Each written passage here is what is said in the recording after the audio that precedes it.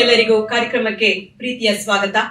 ದರ್ಶನಂಗೆ ದರ್ಪಣ ಕಾರ್ಯಕ್ರಮಕ್ಕೆ ಏನಪ್ಪಾ ಇಂತ ಹೆಸರು ಅನ್ಕೊಳ್ತಾ ಇರೋರಿಗೆ ಅದರ ವ್ಯಾಖ್ಯಾನ, ಯಾಕೆ ಹೆಸರು ಎಲ್ಲವನ್ನ ಹೇಳ್ತೀವಿ. ಅದಕ್ಕೂ ಮೊದಲು ಎಲ್ಲರಿಗೂ ಹೊಸ ವರ್ಷದ ಹಾರ್ದಿಕ ಶುಭಾಶಯಗಳು. ಹೊಸ ವರ್ಷಕ್ಕೆ ಹೊಸ ಕಾರ್ಯಕ್ರಮವನ್ನ ಹಮ್ಮಿಕೊಳ್ತಾ ಇದೀವಿ. ನಿಮ್ಮೆಲ್ಲರ ಪ್ರೀತಿಯ ಪ್ರೋತ್ಸಾಹ ನಮ್ಮ ಜೊತೆ ಇರ್ಲಿ. ಇವತ್ತಿನಿಂದ ಪ್ರತಿಯೊಂದು ಎಪಿಸೋಡ್ ನಲ್ಲೂ ನಮ್ಮ ಜೊತೆ ಆಗ್ತಾ ಇರೋದು ಡಾಕ್ಟರ್ KN ಗಣೇಶಯ್ಯ ಅವರು. ಅವರನ್ನ ಕಾರ್ಯಕ್ರಮಕ್ಕೆ ಸ್ವಾಗತಿಸೋಣ. ಸರ್, ಪ್ರೀತಿಯ ಸ್ವಾಗತ. ನಮಸ್ಕಾರ. ನಮಸ್ತೆ ಸರ್. ನನ್ನ ಕಡೆಯಿಂದ ಕೂಡ ನನ್ನ ಎಲ್ಲಾ ವೀಕ್ಷಕರಿಗೂ ಹೊಸ ವರ್ಷದ ಶುಭಾಶಯಗಳು, ಸಂಕ್ರಾಂತಿಯ ಶುಭಾಶಯ. Thank you so much. So ಈಗ ನಾವು ರಾಮಾಯಣ ದರ್ಶನದ ಕುರಿತಾಗಿ ಒಂದಿಷ್ಟು ಮಾತುಕತೆ ಮಾಡ್ಬೇಕು ಅನ್ಕೊಂಡ್ವಿ. ಅದಕ್ಕೆ ಸೂಕ್ತವಾದಂತಹ ಒಂದು ಟೈಟಲ್ ನ ಹುಡುಕ್ಬೇಕು ಅಂದಾಗ ತುಂಬಾ ಹೆಸರುಗಳು ಮನಸ್ಸಿಗೆ ಬಂತು. ಅದರಲ್ಲಿ ನಾವು ಕೊನೆಗೆ ಆಯ್ಕೆ ಮಾಡ್ಕೊಂಡಿದ್ದು ದರ್ಶನಂಗೆ ದರ್ಪಣ ಅಂತ. ದರ್ಶನಂಗೆ ದರ್ಪಣ ಕೊಡುವಷ್ಟು ಶಕ್ತಿ ಆಗ್ಲಿ ಅಥವಾ ಯುಕ್ತಿ ಆಗ್ಲಿ ನಮ್ಮಲ್ಲಿ ಇಲ್ಲ ಅನ್ನೋದು ನನ್ನ ಭಾವನೆ. ಈ ವಿಚಾರವಾಗಿ ನೀವೇನ್ ಹೇಳೋಕೆ ಇಷ್ಟಪಡ್ತೀರಾ ಸರ್? ಇನ್ನು ಅನಿವಾರ್ಯವಾಗಿ ಈ ಶೀರ್ಷಿಕೆನ ನಾವು ಆರಿಸ್ಕೊಂಡಿದ್ದೀವಿ ಅಂತ ವೀಕ್ಷಕರಿಗೆ ಹೇಳೋಕೆ ಇಷ್ಟಪಡ್ತೀನಿ. ಯಾಕಂದ್ರೆ ಶ್ರೀ ರಾಮಾಯಣ ದರ್ಶನಂಗೆ ದರ್ಪಣ ಕೊಡುವಂತಹ ಶಕ್ತಿ ನಮ್ಗೆ ಇದೆಯಾ? ಖಂಡಿತ ಇಲ್ಲ. ಆದರೆ ಕೆಲವು ವಿಷಯಗಳನ್ನ ತಗೊಂಡು ನಮ್ಮ ಕಣ್ಣಿನ ಮೂಲಕ, ನಮ್ಮ ದೃಷ್ಟಿಕೋನದ ಮೂಲಕ ಅಥವಾ ನಮ್ಮ ಅವಲೋಕನೆಯ ಮೂಲಕ ನೋಡುವ ಈ ಪ್ರಯತ್ನಕ್ಕೆ ನಾವು ದರ್ಪಣ ಅಂತ ಕರಿತಿದ್ದೀವಿ. ಅದನ್ನ ಎಲ್ಲರೂ ಅರ್ಥ ಮಾಡ್ಕೊಂತಾರೆ ಅಂತ. ಖಂಡಿತ ವಿನಯದಿಂದ ಈ ಒಂದು ಟೈಟಲ್ ಅನ್ನು ನಾವು ಅಕ್ಸೆಪ್ಟ್ ಮಾಡ್ತಾ ಇದೀವಿ ಈ ಕಾರ್ಯಕ್ರಮಕ್ಕೆ. ಅದು ಸೂಕ್ತವಾಗಿದೆ ಅಂತ ನೀವು ಕೂಡ ಮೆಚ್ಕೊಂಡ್ರೆ ಅದಕ್ಕಿಂತ ಪುಣ್ಯ ಮತ್ತೊಂದಿಲ್ಲ. ಸರ್, ಯಾವುದೇ ವಿಚಾರಣ ಶುರು ಮಾಡೋಕ್ ಮುಂಚೆ ಅಂದ್ರೆ ಹಿನ್ನೆಲೆ ಬೇಕಾಗುತ್ತೆ, ನಿಮ್ಮ ಹಿನ್ನೆಲೆ ಬೇಕಾಗುತ್ತೆ. ಯಾಕಂದ್ರೆ ಎಷ್ಟೋ ಪುಸ್ತಕಗಳಿವೆ, ಎಷ್ಟೋ ಕೃತಿಗಳಿವೆ, ಎಷ್ಟೋ ಕಾವ್ಯಗಳಿವೆ, ಪುರಾಣ ಕಥೆಗಳಿಗಂತೂ ಇತಿಮಿತಿಯೇ ಇಲ್ಲ. ಆ ರೀತಿ ಇರುವಾಗ ನಿಮಗೆ ರಾಮಾಯಣ ದರ್ಶನ ಕೈ ಹಿಡಿದಿದ್ದು ಯಾಕೆ, ಹೇಗೆ? ಇದ್ರ ಬಗ್ಗೆ ಒಂಚೂರು ಹೇಳ್ಬಹುದಾ? ನೀವು ಈ ಪ್ರಶ್ನೆ ಕೇಳ್ತೀರಂತ ಅನ್ಕೊಂಡಿರಲಿಲ್ಲ. ನಾನು ಮೊದಲೇ ಹೇಳಿರಲಿಲ್ಲ ಕೂಡ ನನಗೆ. ಯಾಕೆಂದ್ರೆ ಈ ಪ್ರಶ್ನೆ ಈಗಾಗಲೇ ಬಹಳಷ್ಟು ಬಾರಿ ಹೇಳ್ಬಿಟ್ಟಿದ್ದೀನಿ. ನಾನು ರಾಮಾಯಣ ದರ್ಶನಂ, ಶ್ರೀ ರಾಮಾಯಣ ದರ್ಶನಮನ್ನ ಓದೋಕ್ಕೆ ಪ್ರಾರಂಭ ಮಾಡಿದ್ದೆ ಒಂದು ಆಕಸ್ಮಿಕ. ನನ್ನ ಪತ್ನಿ ಯಾವುದೋ ಪೋಸ್ಟ್ ಗ್ರಾಜುಯೇಟ್ ಸ್ಟಡಿ ಮಾಡೋಕ್ಕೆ ಅಂತ ಇಂಗ್ಲೆಂಡ್ಗೆ ಹೋಗಿದ್ದಾಗ 1.25 ವರ್ಷದ ಮಗುವಿನ ಪುಣ್ಯನ ನನ್ನ ಕೈಯಲ್ಲಿ ಹಾಕಿ ಹೋಗಿದ್ಲು. ಅವಳಿಗೆ ರಾತ್ರಿ ಹೊತ್ತು ಮಲಗಿಸೋದು ಹೇಗೆ ಅಂತ ಪ್ರಯತ್ನ ಪಡ್ತಿರ್ಬೇಕಾದ್ರೆ ನನಗೆ ಹಾಡುಗಾರಿಕೆ ಬರಲ್ಲ, ಹಾಡು ಹೇಳಕ್ ಬರಲ್ಲ. ಇನ್ನು ಏನಾದ್ರೂ ಓದೋಣ ಅಂತ ಪಕ್ಕದಲ್ಲ ಇದ್ದು ಪುಸ್ತಕ ತಗೊಂಡು ಓದೋಕ್ ಶುರು ಮಾಡಿದೆ. ಅದು ಯಾವುದೋ ಒಂದು ರಾಗದಲ್ಲಿ ಓದೋಕ್ ಶುರು ಮಾಡಿದೆ. ಏನೂ ಅರ್ಥವಾಗ್ತಿರ್ಲಿಲ್ಲ. 1 ಪೇಜೋ 2 ಪೇಜೋ ಓದ್ಮೇಲೆ ನೋಡ್ತೀನಿ ನನ್ನ ಮಗಳು ನಿದ್ದೆ ಮಾಡ್ತಾ ಇದ್ದಾಳೆ. ಓ, ಈ ರಾಮಾಯಣ ಓದೋದ್ರಿಂದ ನಮ್ಮ ಮಗಳು ನಿದ್ದೆ ಆದ್ರೂ ಮಾಡಿಸ್ಬೋದಲ್ಲ ಅಂತ ಅಲ್ಲಿಂದ ಶುರುವಾಗಿದ್ದು ಪ್ರಯತ್ನ ನಮ್ಮ. ಆದ್ರೆ ಬೆಳೀತಾ ಬೆಳೀತಾ ಬೆಳೀತಾ ಹೇಗಾಯ್ತು ಅಂತಂದ್ರೆ, ಮಗಳ ನಿದ್ದೆಗಿಂತ ನಾನು ಒಂದು ರೀತಿಯ ಪರವಶನಾಗ್ಬಿಟ್ಟೆ ಅಂತ ಹೇಳ್ಬೇಕು. ನಾನು ಒಂದು ರೀತಿ ನಿದ್ದೆ ಹೋಗ್ಬಿಟ್ಟೆ ಅಂತ ಹೇಳ್ಬೇಕು. ಪರವಶ ನಿದ್ದೆಗೆ ರಾಮಾಯಣ ಓದ್ತಾ ಬಹುಶಃ ಮೊದಲ 100 ಪುಟಗಳು ನನಗೆ ಏನೂ ಅರ್ಥವಾಗಲಿಲ್ಲ. ಏನೋ ಅರ್ಥವಾದ್ರೆ ಇಲ್ಲೋ ಅಲ್ಲಲ್ಲಿ ಒಂದು ಪದ ಅಷ್ಟೇನೆ. ಆ ನಂತರ ಒಂದು 20% ಅಥವಾ 30% ಅಷ್ಟು ಅರ್ಥವಾದಕ್ಕೆ ಶುರು ಮಾಡಿದ್ಮೇಲೆ ಅದೊಂಥರ ಆಯುಷ್ಕಾಂತ ಆದಂಗೆ ಹಿಡಿದು ಬಿಡ್ತು. ಆ ನಂತರ ಮಗಳು ನಿದ್ದೆ ಮಾಡ್ಸಕ್ಕಲ್ಲ, ನನಗೋಸ್ಕರ ಅಂತ ನಾನು ಓದೋಕೆ ಶುರು ಮಾಡಿದೆ. ಹಾಗೆ ಪ್ರಾರಂಭ ಆಗಿದ್ದಾನೆ.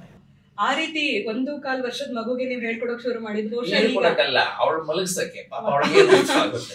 ಆದ್ರೆ ನಂತರ ಅವ್ರು ಅದನ್ನ ಬಾಯ್ಪಾಠ ಮಾಡಿ ಬಹಳಷ್ಟು ಕಡೆ ಅದನ್ನ ಅವಳು ಬೆಳೀತಾ ಬೆಳೀತಾ ನಾನು ಓದ್ತಾ ಇರ್ಬೇಕಾದ್ರೆ ಅವಳು ಕೇಳಿಸ್ಕೊತಾ ಇದ್ಲು. ಅದು ಬಹುಶಃ ಆ ಚಿಕ್ಕ ಮಗುನಲ್ಲಿ ಬಿದ್ದ ಏನೋ ಲಾಲಿತ್ಯ ಅಂತ ಕಾಣುತ್ತೆ. ಬರ್ತಾ ಬರ್ತಾ ಅದನ್ನಲ್ಲಿ ಕೇಳಿಸ್ಕೊಂತಾ ಇದ್ಲು. ಒಂದೊಮ್ಮೆ ನಾನು ಕಾರಲ್ಲಿ ಹೋಗ್ತಿರ್ಬೇಕಾದ್ರೆ ಹೀಗೆ ಯಾವುದೋ ಒಂದು ವಾಕ್ಯವನ್ನ ಮಂತ್ರೆ ಬಗ್ಗೆ ಅಂತ ಕಾಣುತ್ತೆ. ಅದು ಹೇಳ್ತಾ ಇರ್ಬೇಕಾದ್ರೆ ಮನೆ ಬಂದಾದ್ಮೇಲೆ ಅವಳನ್ನ ಬಾಯಲ್ಲಿ ಹೇಳ್ತಾ ಇದ್ಲು. ಸುಮಾರು 3-4 ವರ್ಷ ಅವಳಿಗೆ.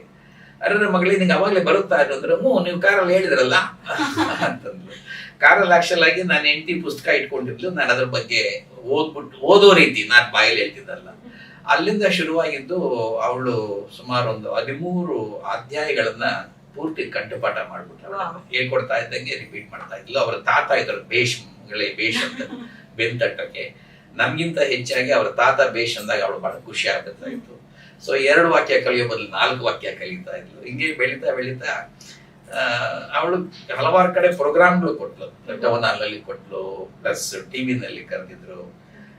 ಕುವೆಂಪು ಕುಪ್ಪಳ್ಳಿನಲ್ಲಿ ಹೋಗಿ ಅಲ್ಲಿ ಸುಮಾರು ಒಂದು 15 ದಿವಸ ಪ್ರತಿದಿನ ಒಂದು ಅಧ್ಯಾಯನ ಹೇಳಿದ್ರು. ತೇಜಸ್ವಿ ಅಂತೂ ಅದನ್ನ ನೋಡಿ ಅವರೇ ಗಾಬರಿ ಆಗ್ಬಿಟ್ಟಿದ್ರು. ಏನ್ರಿ ಇವಳು, ಏನಿದು ಅನ್ನೋ ರೀತಿ. ಸೊ ಎಲ್ರಿಗೂ ಆಶ್ಚರ್ಯ. ಯಾಕಂದ್ರೆ 7-8 ವರ್ಷದ ಮಗು ಟೈಮಲ್ಲಿ ಒಂದಷ್ಟು ಹೇಳ್ತಾ ಇದ್ಲು. ಸುಮಾರು 15 ವರ್ಷದ ಹೆಣ್ಣು ಮಗು ಆಗೋವರೆಗೂ ಹೇಳ್ತಾನೆ ಇದ್ಲು. ಈ SLC ಬಂತಲ್ಲ, ಅದು ಬೀಗ ಹಾಕ್ಬಿಡುತ್ತೆ ಅವಳ ಬಾಯಿಗೆ. ಅಲ್ಲಿಂದ ಬೇರೆ ಇಲ್ಲೆಲ್ಲೋ ಏನೋ ಅವಳು ವಿದ್ಯಾಭ್ಯಾಸ ಕಂಟಿನ್ಯೂ ಆದಂಗೆ ಬಹುಶಃ ಈಗ ಅವಳಿಗೆ ಹೇಳು ಅಂತಂದ್ರೆ ಅವಳು ರೇಗ್ತಾಳೆ ನಮ್ಮ ಮೇಲೆ, ಏನು ಬರಲ್ಲ ಈಗ ಮರ್ತು ಬಿಟ್ಟಿದ್ದೀನಿಲ್ಲ ಅಂತ. But actually she does remember, not so much as ಅವಳು ಮುಂಚೆ ಎಷ್ಟಿತ್ತು. ಇಲ್ಲ, ನಮ್ಮ ಈ ಸೀರೀಸ್ ನ ನೋಡೋಕ್ ಶುರು ಮಾಡಿದ್ಮೇಲೆ ಖಂಡಿತ ಅವರು ಮತ್ತೊಮ್ಮೆ ಪುಟ ತಿರುವು ಹಾಕ್ತಾರೆ ಅಂತ ನಾನು ಅನ್ಕೊಳ್ತೀನಿ. ಅವರನ್ನು ಕೂಡ ಯಾವತ್ತಾದ್ರೂ ನಾವು ಹೀಗೆ ಮಾತಾಡ್ಸೋಕ್ ಸಿಕ್ಕರೆ ಬಹಳ ಚೆನ್ನಾಗಿರುತ್ತೆ. ಖಂಡಿತ ಕೈಗೂಡ್ಲಿ ಅನ್ನೋದು ನಮ್ಮ ಆಶಯ. ನಾನು ಅವಳು ಸೇರಿ ಒಂದು ಪ್ರೋಗ್ರಾಮ್ ಕೂಡ ಕೊಟ್ಟಿದ್ವಿ ನನ್ನ ಕಾಲೇಜಲ್ಲಿ ಕುವೆಂಪು ರಾಮಾಯಣದ ಬಗ್ಗೆ. ಚೆನ್ನಾಗಿ ಬಂದಿತ್ತು ಅವಾಗಲೂ ಕೂಡ. ಅವಳ ರಿಸೈಟೇಷನ್ ನಾನು ಅರ್ಥ ಹೇಳೋದು ಚೆನ್ನಾಗಿ ಬಂದಿತ್ತು. Very nice. ಮತ್ತೊಮ್ಮೆ ಅದನ್ನ ಸಾಧ್ಯವಾಗಿಸೋಣ ಸರ್. ಖಂಡಿತ ಮಾಡೋಣ ಸರ್. ಈಗ ನಾವು ಕಾರ್ಯಕ್ರಮಕ್ಕೆ ಮತ್ತೆ ವಾಪಸ್ ಬರೋದಾದ್ರೆ, ನಿಮಗೆ ಯಾಕೆ ಅನ್ನಿಸ್ತಾರೆ ಈ ಒಂದು ಕೃತಿ ಬಗ್ಗೆ ಹೆಚ್ಚು ಜನ ಮಾತಾಡ್ಬೇಕು, ಇದನ್ನ ಓದೋದಿಕ್ಕೆ ಎಲ್ಲರೂ ಕೂಡ ತೊಡಗಿಸ್ಕೊಳ್ಬೇಕು, ಅದಕ್ಕೋಸ್ಕರ ನಮ್ ಕೈಲಾದ ಪ್ರಯತ್ನ ನಾವೇನೋ ಮಾಡ್ಬೇಕು ಅಂತ ಯಾಕೆ ಅನ್ನಿಸ್ತು? ಒಂದು ಕಾರಣ ಇದೆಯಮ್ಮ. ನಾನು ರಾಮಾಯಣ ಚೆನ್ನಾಗಿದೆ ಓದಿ ಅಂದ ತಕ್ಷಣ ಎಲ್ಲರ ಬಾಯಿಂದ ಬರೋ ಒಂದೇ ಒಂದು ಮಾತು ಅಂದ್ರೆ, ರಾಮಾಯಣ ಓದಕ್ಕಾಗುತ್ತಾ ಅಂತ. ಆಕ್ಚುಲಿ ನನ್ನ ಮಗಳು 4 ವರ್ಷ 5 ವರ್ಷ ಆಗಿರ್ಬೇಕಾದ್ರೆ ರಾಮಾಯಣ ಬಾಯಲ್ಲಿ ಹೇಳ್ತಿದ್ದಾಳೆ ಅಂತಂದ್ರೆ, ಯು ಕ್ಯಾನ್ ಇಮ್ಯಾಜಿನ್ ಎಲ್ಲರಿಗೂ ಕೂಡ ರಾಮಾಯಣ ಓದೋಕ್ ಕಷ್ಟ ಆಗ್ಲಿಕ್ಕಿಲ್ಲ. ಎರಡನೇದು ಅರ್ಥ ಮಾಡ್ಕೊಳ್ಳೋದು, ಓದೋದು ಒಂದು, ಎರಡನೇದು ಅರ್ಥ ಮಾಡ್ಕೊಳ್ಳೋದು. ಹಳೆಗನ್ನಡದ ಭಾಷೆಯಲ್ಲಿರೋದ್ರಿಂದ ಮೊದಲಿಗೆ ಸ್ವಲ್ಪ ಅರ್ಥ ಮಾಡ್ಕೊಳ್ಳೋದು ಕಷ್ಟ ಅಂತ ಅನ್ಸುತ್ತೆ. ಆದ್ರೆ ಯಾವುದು ಕೂಡ ನಮ್ಮ ಏನೋ ಪರಿಶ್ರಮಕ್ಕೆ ಮೀರಿದ್ದಲ್ಲ. ಅದನ್ನ ಸ್ವಲ್ಪ ಅರ್ಥ ಮಾಡ್ಕೊಳ್ತಾ ಹೋದ್ರೆ, ನಾನು ಅವಾಗ ಹೇಳ್ದಂಗೆ ಒಂದೊಂಥರ ಆಯ್ಸ್ಕಾಂತ ಇದ್ದಂಗೆ ಎಲ್ಲಾರನ್ನು ಹಿಡಿದು ಬಿಡ್ತು. ರಾಮಾಯಣವನ್ನ ಸ್ವಲ್ಪ ಓದಿ ಅರ್ಥ ಮಾಡ್ಕೊಂಡ್ರೆ ಯಾರೂ ಕೂಡ ಅದರಿಂದ ಬಿಡುಗಡೆ ಆಗಿಲ್ಲ, ಅದರೊಳಗಡೆ ಬಂದಿ ಆಗ್ಬಿಟ್ಟಿದ್ದಾರೆ. ನಾನು ಬೇಕಾಷ್ಟು ಕಡೆ ನೋಡಿದ್ದೀನಿ, ಬೇಕಾಷ್ಟು ಜನ ನೋಡಿದ್ದೀನಿ. ಉದಾಹರಣೆಗೆ ನನ್ನದೇ ಒಂದು ಅನುಭವ ಕೊಡೋದಾದ್ರೆ, ನನ್ನ ಹತ್ರ ಒಂದಷ್ಟು ಜನ ಹೆಣ್ಮಕ್ಳಿದ್ರು. ಆ ಹೆಣ್ಮಕ್ಳನ್ನ ಈ ರೀತಿ ಓದೋದನ್ನ ಕೇಳ್ತಾ ಇದ್ರು. ಅವ್ರಿಗೆ ಎಷ್ಟು ಇಷ್ಟ ಆಗ್ಬಿಡುತ್ತೆ ಅಂತಂದ್ರೆ, ಯಾವಾಗಾದ್ರೂ ಬೇಜಾರಾದ್ರೆ ಒಂದು ರಾಮಾಯಣ ಅದನ್ನ ಕೈ ಕೊಟ್ಟು, ಸರ್ ಓದಿ ಸರ್, ಹೇಳಿ ಸರ್ ಅನ್ನೋರು. ಪಾಪ ಅವ್ರೇನು ಓದ್ತಿರ್ಲಿಲ್ಲ, ಬಟ್ ಆ ಅರ್ಥದ ಇದಿದೆಯಲ್ಲ, ಶಕ್ತಿ ಇದೆಯಲ್ಲ, ಆ ಪದಪುಂಜದ ಶಕ್ತಿ, ಅವರ ಭಾವನಾ ಪ್ರವಾಹಗಳು ರಾಮಾಯಣದಲ್ಲಿ ಬರೋದು, ಅದೆಲ್ಲಕ್ಕೂ ಅವರು ಕೂಡ ಒಂಥರ ಮಾರು ಹೋಗ್ಬಿಟ್ಟು ಸರ್ ರಾಮಾಯಣ ಓದಿ ಅಂತ ಕೈ ತಂದ್ಕೊಡೋರು. ಸೊ ಹೀಗೆ ಎಲ್ಲರೂ ಕೂಡ ಅದಕ್ಕೆ ಸೋತು ಹೋಗ್ಬಿಡ್ತಾರೆ. ಬಹುಶಃ ಪ್ರತಿಯೊಂದು ಪುಸ್ತಕ ನಾವು ನಿಜವಾಗ್ಲೂ ಆಸಕ್ತಿ ಇಟ್ಟು ಓದಿದ್ರೆ ನಮ್ಮ ಎಲ್ಲಾ ಜೀವನದ ಪ್ರಶ್ನೆಗಳಿಗೆ ಅಲ್ಲಿ ಉತ್ತರ ಇದೆ ಅಂತ ಅನ್ಸುತ್ತೆ. Very true. ಆದ್ರೆ ರಾಮಾಯಣ ಒಂದು ರೀತಿಯಲ್ಲಿ ವಿಭಿನ್ನ. ಎಲ್ಲಾ ಪುಸ್ತಕಗಳು ನಾವೆಲ್ಲರೂ ಅರ್ಥ ಮಾಡ್ಕೋಬಹುದು, ನಿಜ. ಬಟ್ ರಾಮಾಯಣದಲ್ಲಿ ಒಂದು ರೀತಿ ಕುವೆಂಪು ಅವರು ಹೇಗೆ ಪ್ರೆಸೆಂಟ್ ಮಾಡಿದ್ದಾರೆ ಅಂತಂದ್ರೆ, ಚಿಕ್ಕ ಮಗುವಿನಿಂದ ಹಿಡಿದು ದೊಡ್ಡವರವರೆಗೂ ಕೂಡ ಎಲ್ಲರನ್ನು ತಟ್ಟುತ್ತೆ ಅವರು ಏನೋ ರಚಿಸಿರುವ ಕಥಾ ಹಂದರ. ನಿಮ್ಗೆ ಹೋಗ್ತಾ ಹೋಗ್ತಾ ಗೊತ್ತಾಗುತ್ತೆ ಏನೋ ಹೇಗೆ ಭಿನ್ನವಾಗಿದೆ ಕುವೆಂಪು ಅವರ ರಾಮಾಯಣ ಅಂತ. ಇಲ್ಲಿ ಒಂದು ಮಾತು ಹೇಳಕ್ ಇಷ್ಟಪಡ್ತೇನಮ್ಮ, ಇದನ್ನ ಬೇರೆ ಕಡೆನೂ ಹೇಳಿದ್ದೀನಿ. ವಾಲ್ಮೀಕಿ ಹಾಗೂ ಇತರರ ರಾಮಾಯಣಗಳು ದುಷ್ಟ ಶಿಕ್ಷಣ ಹಾಗೂ ಶಿಷ್ಟ ರಕ್ಷಣ ಅಂತ ಹೇಳ್ತಾರೆ. ಆದ್ರೆ ಕುವೆಂಪು ಆ ದೃಷ್ಟಿಯಲ್ಲಿ ಬರೆದಲ್ಲ, ದುಷ್ಟರನ್ನು ಕೂಡ ದೈವಿ ಸ್ಪರ್ಶದ ಮೂಲಕ, ಮಾನವೀಯತೆಯ ಲಹರಿಯ ಮೂಲಕ ನಾವು ಒಳ್ಳೆಯವರನ್ನಾಗಿ ಮಾಡ್ಬೋದು ಅನ್ನೋ ಧ್ಯೇಯದಿಂದಾನೇ ಇದನ್ನು ಬರೆದಿದ್ದಾರೆ ಅಂತ ಅನ್ಸುತ್ತೆ. ಆ ಕಾರಣದಿಂದ ಇದರ ಇಂಪ್ಯಾಕ್ಟ್ ಅಥವಾ ಅದರ ಅನುಭವನೇ ಬೇರೆ ನನ್ನ ದೃಷ್ಟಿ. ಸರ್, ಇವತ್ತು ನಾವು ಆಯ್ಕೆ ಮಾಡ್ಕೊಂಡಿರುವಂತಹ ವಿಷಯ ಶ್ರೀರಾಮಾಯಣ ದರ್ಶನ ಮತ್ತು ಕುವೆಂಪು ಅವರ ದೃಷ್ಟಿಯಲ್ಲಿ ದೇವರ ಪರಿಕಲ್ಪನೆ. ಈ ವಿಷಯ ತುಂಬಾ ಕಾಡುತ್ತೆ. ಕುವೆಂಪು ಅವರು ಆಸ್ತಿಕರೋ ನಾಸ್ತಿಕರೋ ಅನ್ನೋ ಪ್ರಶ್ನೆ ಮೂಲಕ ನಾವೀ ವಿಚಾರಣ ತಗೊಳ್ಳೋಣ. ನಿಮ್ ಪ್ರಕಾರ ಏನು ಸರ್? ಇದು ಸ್ವಲ್ಪ ಕಷ್ಟ ನಮ್ಮ ಇದಕ್ಕೆ ಉತ್ತರ ಕೊಡೋದು. ಮೊದಲನೇದಾಗಿ 2 ಭಾಗ ಮಾಡೋಣ ಈಗ ನಿಮ್ಮ ಪ್ರಶ್ನೆನ. ಒಂದು, ಕುವೆಂಪು ಆಸ್ತಿಕರೋ ನಾಸ್ತಿಕರೋ ಅನ್ನೋದು ಒಂದು. ಎರಡನೇದು, ಶ್ರೀ ರಾಮಾಯಣ ದರ್ಶನಮನ ಮೂಲಕ ನಾವು ಕುವೆಂಪು ನೋಡಿದ್ರೆ ಅವರ ಆಸ್ತಿಕರಾಗಿ ಕಾಣ್ತಾರ, ನಾಸ್ತಿಕರಾಗಿ ಕಾಣ್ತಾರ ಅಂತ. ಮೊದಲನೇ ಪ್ರಶ್ನೆ ತಗೊಳ್ಳೋಣ. ಬಹಳ ಜನ ಅನ್ಕೊಂಡಿರೋದು ಕುವೆಂಪು ಸಂಪೂರ್ಣ ನಾಸ್ತಿಕರು, ದೇವರಲ್ಲಿ ನಂಬಿಕೆ ಇರ್ಲಿಲ್ಲ ಅಂತ. ಯಾಕಂದ್ರೆ ಅವ್ರ ಮನೆಯಲ್ಲಿ ಫೋಟೋ ಆಗ್ತಿರ್ಲಿಲ್ವಂತೆ, ಹೀಗೆಲ್ಲ ಇರ್ತಾರೆ. ಆದ್ರೆ ಒಂದು ನೆನೆಸ್ಕೊಳ್ಳಿ, ಶ್ರೀ ರಾಮಾಯಣ ದರ್ಶನಮನ್ನೇ ಅವ್ರು ಬರೀಬೇಕಾದ್ರೆ ಅವರಿಗೆ ರಾಮನ ಮೇಲೆ ನಂಬಿಕೆ ಇದ್ರೆ ರಾಮಾಯಣ ದರ್ಶನ ಬರೆಯಕ್ಕೆ ಸಾಧ್ಯವಾಗ್ತಿತ್ತಾ ಅನ್ನೋ ಪ್ರಶ್ನೆ ಹುಟ್ಟುತ್ತೆ. ಆ ಪ್ರಶ್ನೆ ಮೂಲಕ ನಾವು ಇನ್ಫ್ಯಾಕ್ಟ್ ಒಂದು ಹುಡುಕನ್ನು ಇಲ್ಲಿ ಹುಡುಕ್ಬೇಕಾಗತ್ತೆ, ನಮ್ದೇ ಹುಡುಕನ್ನ. ರಾಮಾಯಣ ದರ್ಶನಮನ್ನ ಡಿಸ್ಕಸ್ ಮಾಡ್ಕೊಂಡು ಕುವೆಂಪು ನಾಸ್ತಿಕರ ಅಂದ್ರೆ ಏನ್ ಡಿಸ್ಕಸ್ ಮಾಡ್ತದ ಇವರು ಅಂತ ವೀಕ್ಷಕರು ನೋಡ್ಬೋದು. ಆದ್ರೆ ಅಲ್ಲಿ ಕೂಡ ಏನೋ ಗಾಂಭೀರ್ಯತೆ ಅಡಗಿರೋದು, ಈ ಪ್ರಶ್ನೆಯ ಗಾಂಭೀರ್ಯತೆ. ಸಾಮಾನ್ಯವಾಗಿ ಕುವೆಂಪು ಅವರು ಜೀವನ ಚರಿತ್ರೆಯನ್ನ ಏನೋ ಅನುಸರಿಸ್ಕೊಂಡು ಹೋದ್ರೆ ಎಲ್ಲರೂ ಸಾಮಾನ್ಯವಾಗಿ ಅನ್ಕೊಳ್ಳೋದು ಅವ್ರ ದೇವರಲ್ಲಿ ನಂಬಿಕೆ ಇರ್ಲಿಲ್ಲ ಅಂತ. ಅದಕ್ಕೆ ಕಾರಣಗಳು ಇದೆ, ಮುಂದೆ ಬರೋಣ ಬೇಕಾದ್ರೆ. ಅವರ ಮನೆಯಲ್ಲಿ ಅವರು ಪೂಜೆ ಮಾಡ್ತಿರ್ಲಿಲ್ಲ ದೇವ್ರನ್ನ ಅಂತಲೂ ಹೇಳ್ತಾರೆ. ಆದರೆ ಬೇರೆ ಯಾರೇ ಪೂಜೆ ಮಾಡಿದ್ರೆ ಅವ್ರು ಬೇಡ ಅಂತಿರ್ಲಿಲ್ಲ. ಅವ್ರ ಮನೆಯಲ್ಲಿ ಬೇರೆಯವ್ರು ಪೂಜೆ ಮಾಡೋದನ್ನ ಅವ್ರು ಬೇಡ ಅಂತಿರ್ಲಿಲ್ಲ. ಪೂಜೆ ಮಾಡೋದನ್ನ ದೇವ್ರನ್ನ ಏನೋ ಇಟ್ಕೊಂಡವ್ರನ್ನ ಅವ್ರು ಯಾವತ್ತೂ ದೂರಿಲ್ಲ. ಎರಡನೇದು, ಅವರಿಗೆ ದೇವರಲ್ಲಿ ನಂಬಿಕೆ ಇಲ್ಲ ಅಂದ ತಕ್ಷಣ ಯಾವ ದೇವರಲ್ಲಿ ನಂಬಿಕೆ ಇಲ್ಲ ಅಂತ ಕೇಳ್ಬೇಕು. ನಿಜ. ಮತ್ತೆ ಇದ್ರ ಜೊತೆಗೆ ದೇವರು ಅಂದ್ರೆ ಯಾರು ಅನ್ನೋದು ಕೂಡ ವೆರಿ ಟ್ರೂ. ಮುಖ್ಯ ಆಗುತ್ತೆ. ಓಕೆ, ದೇವರು ಅನ್ನೋದು ಯಾರು, ಓಕೆ, ದೇವರು ಅನ್ನೋದು ಯಾರು, ದೇವರು ಅನ್ನೋದು ಏನು ಅಲ್ವಾ? ಬಹುಶಃ ನಾವು ಆ ಪ್ರಶ್ನೆ ಮೊದಲು ನಮ್ಮಲ್ಲೇ ಕ್ಲಾರಿಫೈ ಮಾಡ್ಕೊಂಡು ಆಮೇಲೆ ಪ್ರಶ್ನೆ ಕುವೆಂಪು ನಾಸ್ತಿಕರಾಗಿದ್ದಾರೆ. ನಾಸ್ತಿಕರ ದೇವರು ಏನು ಅನ್ನೋದನ್ನ ಡಿಫೈನ್ ಮಾಡೋದಕ್ಕೆ ಬಹುಶಃ ನನ್ನ ಕೈಲಂತೂ ಸಾಧ್ಯವಿಲ್ಲ. ನನ್ನ ದೃಷ್ಟಿನಲ್ಲಿ ಪಂಡಿತರ ಕೈಲಿ ಕೂಡ ಸಾಧ್ಯವಿಲ್ಲ. ಸರ್ವ ಸಂಪನ್ನ ಅಂತಾರೆ, ಸರ್ವವನ್ನು ನಿಗ್ರಹಿಸುವ ಶಕ್ತಿ ಅಂತಾರೆ, ಸರ್ವಾಂತರ್ಯಾಮಿ ಅಂತಾರೆ. ನೀವು ಆತರ 100 ಕ್ಯಾರೆಕ್ಟರ್ಸ್ ಮಾಡ್ಕೊಂಡಾದ್ರು ಕೊನೆಗೆ ಇನ್ನೇನೋ ಒಂದು ಉಳಿದಿರುತ್ತೆ ಅಥವಾ ಇನ್ಯಾರೋ ಕೆಲವರು ಪ್ರಶ್ನೆ ಮಾಡೋ ಸಾಧ್ಯತೆ ಇದೆ. ದೇವರನ್ನ ವ್ಯಾಖ್ಯಾನಿಸುವ ಪ್ರಯತ್ನಕ್ಕೆ ನಾವು ಕೈ ಹಾಕೋದು ಒಂದು ರೀತಿ ಅಪಾಯ ಕೂಡ. ಯಾಕಂದ್ರೆ ಎಲ್ಲರಿಗೂ ಅದು ಮೆಚ್ಚುಗೆ ಆಗಲ್ಲ. ನಾವಷ್ಟೇ ಅಲ್ಲ, ಸಾಮಾನ್ಯನ ಅಷ್ಟೇ ಅಲ್ಲ, ಧರ್ಮದೂರಿಯಂಡರೇ ಆಗ್ಲಿ, ತತ್ವಜ್ಞಾನಿಗಳೇ ಆಗ್ಲಿ, ದೇವರು ಅನ್ನೋದನ್ನ ಏನೋದ್ರು ಅನ್ನೋದ್ರ ಬಗ್ಗೆ ಬೇಕಾದಷ್ಟು ವ್ಯಾಖ್ಯಾನಗಳನ್ನ ಮಾಡಕ್ ಸಾಧ್ಯ. ಅದಕ್ಕೋಸ್ಕರ ಎಲ್ಲರೂ ಒಪ್ಪುವಂತಹ ಒಂದು ವ್ಯಾಖ್ಯಾನವನ್ನ ನಾವೀಗ ಒಪ್ಕೊಳಕ್ ಸಾಧ್ಯವಿಲ್ಲ. ಆದ್ರೆ ಈ ಕಾಂಟೆಕ್ಸ್ಟ್ ಅಲ್ಲಿ, ಈ ಸಂದರ್ಭದಲ್ಲಿ, ಕುವೆಂಪು ಅವರ ಸಂದರ್ಭದಲ್ಲಿ ತಗೊಂಡ್ರೆ ನಾವು ಒಂದನ್ನ ತೀರ್ಮಾನ ಮಾಡ್ಕೋಬಹುದು. ಭಾರತದಲ್ಲಿ ದೇವರಿಗೆ ಯಾವ ರೀತಿಯ ನಾವು ಕಲ್ಪಿಸ್ಕೊಂಡಿದ್ದೀವಿ ಅನ್ನೋ ರೀತಿ. ಯಾಕಂದ್ರೆ ಕುವೆಂಪು ಅವರು ಭಾರತದವರು, ಅವರು ಹಿಂದೂ ಧರ್ಮದಲ್ಲಿ ಹುಟ್ಟಿದವರು. It's A different issue. ಅವರು ಎಲ್ಲಾ ಧರ್ಮಗಳನ್ನು ಮೆಟ್ಟಿ ನಿಂತವ್ರವರು. ಅದಕ್ಕೋಸ್ಕರ ಅವರು ನಮ್ಮ ಧರ್ಮದ ದೇವರನ್ನೇ ತಗೋಬೇಕಾ ಅನ್ನೋದು ಒಂದು ಪ್ರಶ್ನೆ ಆಗುತ್ತೆ. ಆದ್ರೆ ಅವರ ಜೀವನದಲ್ಲಿ ದೇವರ ಬಗ್ಗೆ ಬೆಳೆದಿರ್ತಕ್ಕಂಥ ನಂಬಿಕೆಯನ್ನು ನಾವು ಅನಲೈಸ್ ಮಾಡ್ಬೇಕಾದ್ರೆ ಅವ್ರಿಗೆ ಮೂಲತಃ ಏನಾಗಿದೆ ಅಂತ ನೋಡ್ಬೇಕಾಗತ್ತೆ. ಹಾಗಾಗಿ ಹಿಂದೂ ಧರ್ಮದಲ್ಲಿ ಬೆಳೆದವರಾಗಿದ್ದರಿಂದ ನಾವು ಕುವೆಂಪು ಅವರ ನಾಸ್ತಿಕರ ಆಸ್ತಿಕರ ಅನ್ನೋ ಪ್ರಶ್ನೆಯನ್ನ ಚರ್ಚೆ ಮಾಡುವಾಗ ನಮ್ಮ ಹಿಂದೂ ದೇವರುಗಳನ್ನ ನಾವು ತಲೆ ಇಟ್ಕೊಂಡ್ರೆ ಸಾಕು ಅನ್ಸುತ್ತೆ. ರಾಮ, ಕೃಷ್ಣ, ಶಿವ, ವಿಷ್ಣು ಇವರೆಲ್ಲರೂ ಯಾವ್ದು ಅವತಾರ ಪುರುಷ ಆಗ್ಲಿ ಇನ್ನೊಂದಾಗ್ಲಿ. ಸೊ ಆ ಹಿನ್ನೆಲೆಯಲ್ಲಿ ನಾವು ಇದನ್ನ ಅವಲೋಕನೆ ಮಾಡೋದು ಅಥವಾ ಪ್ರಶ್ನೆ ಚರ್ಚೆ ಮಾಡೋದು ಉತ್ತಮ ಅಂತ ಅನ್ಸುತ್ತೆ. ದೇವರು ಅಂದ್ರೆ ಯಾರು ಏನು ಅಂತ ಕೇಳೋದಕ್ಕಿಂತ ಒಂದು ಸರ್ವಾಂತರ್ಯಾಮಿ ಅಂತ ನೀವೇನ್ ಹೇಳಿದ್ರಿ, ಸರ್ವ ನಿಯಾಮಕ, ಎಲ್ಲವನ್ನು ನಿಗ್ರಹಿಸುವಂತ ಒಂದು ಶಕ್ತಿ, ಆ ಸುಪ್ರೀಂ ಎನರ್ಜಿನ ಅಂತೂ ನಂಬಿದ್ರು ಅನ್ಸುತ್ತೆ. ಯಾಕಂದ್ರೆ ಅವರು ಬೇರೆ ಬೇರೆ ಪದ್ಯಗಳಲ್ಲಿ ಆ ವಿಚಾರವನ್ನ ಅವರು ತುಂಬಾ ಚೆನ್ನಾಗಿ ಹೇಳಿದ್ದಾರೆ ಕೂಡ.